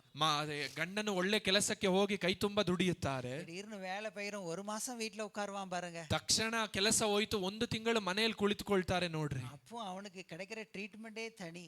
ಆಗ ಆ ವ್ಯಕ್ತಿಗೆ ಸಿಗುವಂತ ಒಂದು ಟ್ರೀಟ್ಮೆಂಟೇ ವ್ಯತ್ಯಾಸ. நமக்கு பொருள் தானங்க முக்கியம், ನಮಗೆ ವಸ್ತುಗಳು ತಾನೇ ಮುಖ್ಯ, புருஷன் கிடையாது, ಗಂಡನಲ್ವಲ್ಲ. எங்க பாஸ்டர் ஒரு நபர் பார்க்க வந்தாரு. ಅವರ ಸೇವಕರನ್ನ, ಅವರ ಪಾಸ್ಟರನ್ನ ಒಂದು ವ್ಯಕ್ತಿ ನೋಡುವುದಕ್ಕೆ ಬಂದರು. எனக்கு வீட்டுக்கு போறதுக்கே பிடிக்கல ಆ பாஸ்டர். ವ್ಯಕ್ತಿ ಹೇಳಿದ್ರೆ ನನಗೆ ಮನೆಗೆ ಹೋಗೋದಕ್ಕೇನೆ ಇಷ್ಟ ಇಲ್ಲ. அப்ப எங்க பாஸ்டர் சொன்னாரு, என்னப்பா விஷயம்? ಆಗ ಅವರ ಸೇವಕರು ಕೇಳಿದ್ರು, ಏನಪ್ಪಾ ವಿಷಯ ಅಂತ. அப்போ அவர் சொன்னாரு, பாஸ்டர் என்கிட்ட ஒரு கேமரா இருந்தது. ಪಾಸ್ಟರ್ ನನ್ನ ಬಳಿಯಲ್ಲಿ ಒಂದು ಕ್ಯಾಮ್ರಾ ಇತ್ತು. அதை என் தம்பி போட்டோ எடுத்துட்டு தரேன்னு வாங்கிட்டு போனான். ಅದನ್ನ ನನ್ನ ತಮ್ಮ ಫೋಟೋ ತೆಗೆದುಕೊಂಡು ಕೊಡ್ತೇನೆ ಎಂದು ಹೇಳಿ ತೆಗೆದುಕೊಂಡು ಹೋದ್ರು. முந்திலாம் கேமரா ஒரு பெரிய சொத்து மாதிரி வச்சிருந்தவங்க, இப்பதான் அந்த போன் வந்ததுக்கு அப்புறம் அது யாரும் மதிக்கிறது கிடையாது. ಆ ದಿವಸಗಳೆಲ್ಲ ಕ್ಯಾಮ್ರಾನ ಒಂದು ಸ್ವತ್ತಿನಂತೆ ಇಟ್ಟುಕೊಳ್ತಿದ್ರು. ಈಗ ಫೋನ್ ಬಂದದ್ರಿಂದ ಅದಕ್ಕೆ ಬೆಲೆ ಇಲ್ಲ. என் மனைவிக்கு அந்த கேமராவை யூஸ் பண்ண கூட தெரியாது, ஆனாலும் கேமரா இருக்க வேண்டிய இடத்துல கேமரா இருக்கணும், இல்லைன்னா அவளுக்கு பிடிக்காது. ಅವರ ಹೆಂಡತಿಗೆ ಆ ಕ್ಯಾಮ್ರಾ, ಅದರಲ್ಲಿ ಫೋಟೋ ತೆಗೆಯೋದಕ್ಕೆ ಬರೋದಿಲ್ಲ, ಆದ್ರೆ ಆ ಮನೆಯಲ್ಲಿ ಅದು ಇರುವಂತ ಜಾಗದಲ್ಲಿ ಅದು ಇರಬೇಕು. அவன் 2 நாள் தானே சொல்லிட்டு போனான், ஒரு வாரம் ஆச்சு, இன்னும் திருப்பி தரலையே, போய் கேளுங்க கேளுங்கன்னு ஒரே ನಚ್ಚರಿப்பு. ಅವ್ರ ತಮ್ಮ 2 ದಿವಸದಲ್ಲಿ ತಂದು ಕೊಡ್ತೇನೆ ಅಂತ ಹೇಳಿದ್ರು, ಅದು ಇನ್ನೂ ತಂದು ಕೊಟ್ಟಿಲ್ವಲ್ಲ, ಹೋಗಿ ಕೇಳಿ ಕೇಳಿಯೇ ಅಂತ ಅವ್ರ ಹೆಂಡತಿ ಹೇಳ್ತಿದ್ರು. சரி புழு புழு புழுன்னு நச்சரிக்கிறாளே, போய் கேட்போன்னு சொல்லி என் தம்பிகிட்ட போய், தம்பி இந்த கேமரால போட்டோலாம் எடுத்துட்டியா, எடுத்துட்டேன்னா அந்த கேமராவை கொடுன்னு சொல்லி கேட்டேன். ಅವ್ರ ಹೆಂಡತಿ ಹೇಳೋದನ್ನ ತಡ್ಕೊಳ್ಳೋದಕ್ಕಾಗದೆ ಸರಿ ಅವ್ರ ತಮ್ಮನ ಬಳಿಯಲ್ಲಿ ಹೋಗಿ ನೀನ್ ಫೋಟೋ ಎಲ್ಲ ತೆಗೆದುಕೊಂಡ ಆ ಕ್ಯಾಮ್ರಾನ ಕೊಡು ಅಂತ ಕೇಳಿದ್ರು. என் தம்பி கேட்குறான், பாஸ்டர் ಅವ್ರ ತಮ್ಮ ಕೇಳ್ತಿದ್ದಾರೆ, அண்ணே இந்த கேமராவை நீ கல்யாணத்துக்கு முன்னால மூளையை வாங்கிட்ட, அதனால இந்த கேமரா இந்த குடும்பத்துக்கு தான் சொந்தம். ಆ ತಮ್ಮನ ಹೇಳ್ತಿದ್ದಾನೆ, ಅಣ್ಣ ನೀನ್ ಮದುವೆಗಿಂತ ಮುಂಚೆನೆ ಕ್ಯಾಮ್ರಾನ ತೆಗೆದುಕೊಂಡಿದ್ದೆ, ಅದನ್ನ ಈ ಕ್ಯಾಮ್ರಾ ಈ ಕುಟುಂಬಕ್ಕೆ ಸ್ವಂತ ಎಂದು ಹೇಳಿದ್ರು. நீ பீல ஏதாவது வாங்கியிருந்த, கல்யாணத்துக்கு பின் ஏதாவது வாங்கியிருந்தேன்னா அதை நான் வாண்டிருந்து கேட்க மாட்டேன், அதை நீ வச்சுக்கோ. ನೀನು ಒಂದು ಮದುವೆಗೆ ಮುಂಚೆ ನೀನ್ ತೆಗೆದುಕೊಂಡಿದ್ರೆ, ನೀನ್ ಮದುವೆ ಆದ್ಮೇಲೆ ನೀನ್ ತೆಗೆದುಕೊಂಡಿದ್ರೆ ಅದು ನಿನಗೆ ಸ್ವಂತ, ನೀನ್ ಇಟ್ಟುಕೋ. அவன் கேட்குறான், பாஸ்டர் கேமரா முக்கியமா தம்பி முக்கியமா? ಆ ವ್ಯಕ್ತಿ ಕೇಳುತ್ತಿದ್ದಾರೆ, ನಿನಗೆ ಕ್ಯಾಮ್ರಾ ಮುಖ್ಯನಾ ತಮ್ಮ ಮುಖ್ಯನಾ? தம்பி தாண்டா முக்கியம். நான் வீட்டுக்கு வந்துட்டேன், ನನಗೆ ತಮ್ಮನೇ ಮುಖ್ಯ ಅಂತ ಮನೆಗೆ ಬಂದೆ. அங்க என் மனைவி நிக்கிறா, ಅಲ್ಲಿ ನನ್ನ ಹೆಂಡತಿ ನಿಂತಿದ್ದಾಳೆ. அவளும் அதே மாதிரி ஒரு கேள்வி கேட்கிறா, ಆಕೆಯು ಅದೇ ರೀತಿಯಾಗಿ ಒಂದು ಪ್ರಶ್ನೆಯನ್ನ ಕೇಳುತ್ತಾಳೆ, தம்பி முக்கியமா நான் முக்கியமா? ನಿನಗೆ ತಮ್ಮ ಮುಖ್ಯನಾ ನಾನ್ ಮುಖ್ಯನಾ? கையில காலில் விழுந்து சமாதானப்படுத்தி ಕೈ ಕಾಲ್ಗೆ ಬಿದ್ದು ಸಮಾಧಾನ ಪಡಿಸಿ சாப்பிட உட்காந்தேன் பாஸ்டர். ತಿನ್ನೋದಕ್ಕೆ ಕುಳಿತುಕೊಂಡೆ. சாப்பாடு பரிமாறுறா, ಆಕೆ ಆಹಾರವನ್ನ ಪಡಿಸುತ್ತಿದ್ದಾಳೆ. ஒரு கேமராவை திருப்பி வாங்கிட்டு வர வக்கு இல்ல, ಒಂದು ಕ್ಯಾಮ್ರಾವನ್ನ ಹಿಂತಿರುಗಿ ತೆಗೆದುಕೊಂಡು ಬರೋದಕ್ಕೆ ನಿನ್ನ ಬಳಿಯಲ್ಲಿ ಒಂದು ಶಕ್ತಿ ಇಲ್ಲ, தாக்கத்தில்ல, ನಿನಗೆ ತಾಕತ್ತಿಲ್ಲ. நான் சமைக்கிறது 3 நேரமும் எப்படிதான் கொட்ட மனசு வருதோ, ನಾನ್ ತಿನ್ನುವ ಆಹಾರವನ್ನ 3 ಬಾರಿ ತಿನ್ನೋದಕ್ಕೆ ನಿನಗೆ ಹೇಗೆ ಮನಸ್ಸು ಬರುತ್ತೋ, எனக்கு இதுக்கு மேல சாப்பாடு உள்ள போக மாட்டேங்குது பாஸ்டர். ಅದ್ರ ಮೇಲೆ ನನಗೆ ಆಹಾರ ಒಳಗೆ ಹೋಗ್ತಾ ಇಲ್ಲ ಪಾಸ್ಟರ್. அந்த பாஸ்டர், எங்க பாஸ்டர் அந்த அம்மாவை கூட்டு விட்டாங்க. ಅವ್ರ ಪಾಸ್ಟರ್ ಆ ಒಂದು ಸಹೋದರಿಯನ್ನ ಕರೆದ್ರು. அழகா முக்காடு போட்டு வந்தாங்க. ಅವ್ರು ಬಹಳ ಸುಂದರವಾಗಿ ತಲೆಯ ಮೇಲೆ ಆ ಸ್ಕಾರ್ಫ್ ಅನ್ನು ಹಾಕೊಂಡು ಬಂದ್ರು. ஏம்மா ஒரே கேள்விதாம்மா, ಒಂದೇ ಪ್ರಶ್ನೆ, உனக்கு உன் புருஷனுடைய சமாதானம் முக்கியமா, உனக்கு அந்த கேமரா முக்கியமா? ನಿನಗೆ ನಿನ್ನ ಗಂಡನ ಸಮಾಧಾನ ಮುಖ್ಯನಾ ಆ ಕ್ಯಾಮ್ರಾ ಮುಖ್ಯನಾ? அந்த அம்மா சொன்னிச்சு பாருங்க டைலாக், சினிமாக்காரன் கூட தோத்து போயிருவான். ಆ ತಾಯಿ ಹೇಳಿದ, ಆ ಸಹೋದರಿ ಹೇಳಿದ ಡೈಲಾಗನ್ನ ನೀವು ಕೇಳಿಸ್ಕೊಂಡ್ರೆ ಅವ್ರ ಮುಂದೆ ಸಿನಿಮಾದವರು ಸೋತು ಹೋಗ್ತಾರೆ. ஐயோ என் புருஷனுடைய முகத்துல சிரிப்பை பாக்குறதுக்காக தானே நான் வாழ்றேன், ನನ್ನ ಗಂಡನ ಮುಖದಲ್ಲಿ ನಗುವನ್ನ ನೋಡುವುದಕ್ಕಾಗಿ ತಾನೇ ನಾನು ಬದುಕ್ತಿದ್ದೇನೆ. பாஸ்டர் சொன்னாரு, அப்ப கேமராவை மறந்துரு. ಆಗ ಪಾಸ್ಟರ್ ಹೇಳಿದ್ರೆ ಕ್ಯಾಮ್ರಾನ ಮರೆತು ಹೋಗಿ. அது எப்படி முடியும்? ಅದೇಗೆ ಸಾಧ್ಯ? நமக்கு கூழும் வேணும் மீசையும் வேணும், நமக்கு கூழும் கஞ்சியும் ಬೇಕು மீசையும். ನಮಗೆ ಗಂಜಿನೂ ಬೇಕು ಮೀಸೆನೂ ಬೇಕು.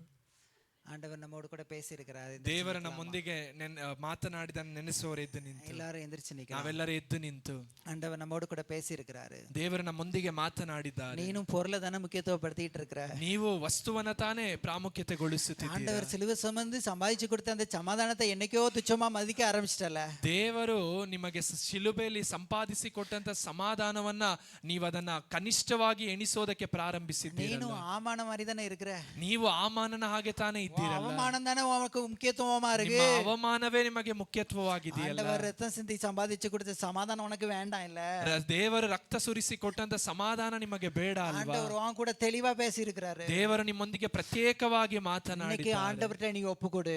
ಈಗ ದೇವರ ಬಳಿಯಲ್ಲಿ ಒಪ್ಪಿಸಿಕೊಡಿರಿ. நீ ஒப்பு கொடுத்தா ನೀವು ಒಪ್ಪಿಸಿಕೊಟ್ಟರೆ ஆண்டவருடைய சமாதானம் உன் வீட்டுக்குள்ள வரும். ದೇವರ ಸಮಾಧಾನ ನಿಮ್ಮ ಮನೆಯೊಳಗೆ ಬರುತ್ತದೆ. உன் குடும்பமும் இந்த தேசத்துல பழுகும்படி ஆண்டவர் இடம் உண்டாக்கிட்டார் என்பதற்கு அதுதான் அடையாளம். ನೀವು ನಿಮ್ಮ ಕುಟುಂಬವು ದೇಶದಲ್ಲಿ ಅಭಿವೃದ್ಧಿ ಆಗುವಂತೆ ದೇವರು ಸ್ಥಳವನ್ನ ಉಂಟು ಮಾಡಿದ್ದಾರೆ ಅನ್ನುವುದಕ್ಕೆ ಇದೇ ಗುರುತು. ஆண்டவரே, நானும் அவமானத்தை முக்கியத்துவப்படுத்தி வாழ்ந்துகிட்டு இருக்கேன் ராஜா. ದೇವರೇ, ನಾನು ಅವಮಾನವನ್ನ ಮುಖ್ಯತ್ವಗೊಳಿಸಿ ಬದುಕುತ್ತಿದ್ದೇನೆ. யார் மூஞ்சிலலாம் நான் முழிக்க கூடாதுன்னு நினைச்சேன், ಯಾರ ಮುಖವನ್ನೆಲ್ಲ ನಾನು ನೋಡಬಾರದು, நான் பேசக்கூடாதுன்னு நினைச்சேன், ಯಾರ ಬಳಿಯೆಲ್ಲ ನಾನು ಮಾತನಾಡಬಾರದು. இன்னைக்கு போனை போட்டு பேச போறேன் ராஜா. ಈ ದಿವಸ ನಾನು ಕರೆ ಮಾಡಿ ಮಾತನಾಡುತ್ತೇನೆ. ದೇವರೇ, ஆண்டவரே, எனக்கு சமாதானத்தை உண்டு பண்ற பனிஷ்மென்ட் நீங்க வாங்கிக்கிட்டீங்களா? ದೇವರೇ, ನನಗೆ ಸಮಾಧಾನವನ್ನ ಉಂಟು ಮಾಡುವ ಪನಿಷ್ಮೆಂಟ್ ಅನ್ನ ನೀವು ತೆಗೆದುಕೊಂಡಿದ್ದೀರಲ್ಲ. அந்த விஷயம் தெரியாததுனால தான் சமாதானத்தை முக்கியத்துவப்படுத்தாம வாழ்ந்துகிட்டு இருக்கேன். ಅದನ್ನ ತಿಳಿಯದೆಯೇ ನಾನು ಸಮಾಧಾನವನ್ನ ಮುಖ್ಯತ್ವ ಪಡಿಸದೆ ಬದುಕುತ್ತಿದ್ದೇನೆ. நான் பொருள் தான் முக்கியம் வாழ்ந்துகிட்டு இருந்தேன் ஆண்டவரே. ನಾನು ವಸ್ತುವೇ ಮುಖ್ಯ ಎಂದು ಬದುಕುತ್ತಿದ್ದೇನೆ. 500 ரூபாய்க்காக என் உறவே வேண்டாம்னு சொல்லி போற அளவுக்கு நான் இருந்தேன் ஆண்டவரே. 500 ರೂಪಾಯಿಗಾಗಿ ನನ್ನ ಸಂಬಂಧವೇ ಬೇಡ ಎಂದು ಹೋಗುವಂತ ಪರಿಸ್ಥಿತಿಯಲ್ಲಿ ನಾನಿದ್ದೆ. சமாதானம் தான் முக்கியம் எனக்கு உணர்த்தினதுக்காக நன்றி செலுத்துகிறேன். ಸಮಾಧಾನವೇ ಪ್ರಾಮುಖ್ಯವಾದದ್ದು ಅಂತ ನಮಗೆ ತಿಳಿಸಿದ್ದಕ್ಕಾಗಿ யார் ಸ್ತೋತ್ರ. யாரெல்லாம் உம்மிடத்தில் ஒப்பு கொடுக்கிறார்களோ அவர்களுடைய வீட்டில் சமாதானம் உண்டாவதாக என்று வாழ்த்துகிறேன். ಯಾರೆಲ್ಲ ನಿಮ್ಮ ಬಳಿಯಲ್ಲಿ ಒಪ್ಪಿಸಿ ಕೊಡುತ್ತಾರೋ ಅವರ ಮನೆಯಲ್ಲಿ ಸಮಾಧಾನ ಉಂಟಾಗಲಿ. இயேசுவின் நாமத்தில் கேட்கிறோம் பிதாவே. ಯೇಸುವಿನ ನಾಮದಲ್ಲಿ ಕೇಳುತ್ತೇವೆ ತಂದೆಯೇ. ஆமென். ಆಮೆನ್. இந்த நல்ல வாய்ப்பை கொடுத்த பாஸ்டருக்கும் சபையார் அனைவருக்கும் என்னுடைய நன்றியை ಅಂದ ಈ ಒಂದು ಅವಕಾಶವನ್ನು ಕೊಟ್ಟಂತ ಈ ಸಭೆಯ ಸೇವಕರಿಗೆ ವಂದನೆಯನ್ನು ಸಲ್ಲಿಸುತ್ತೇವೆ.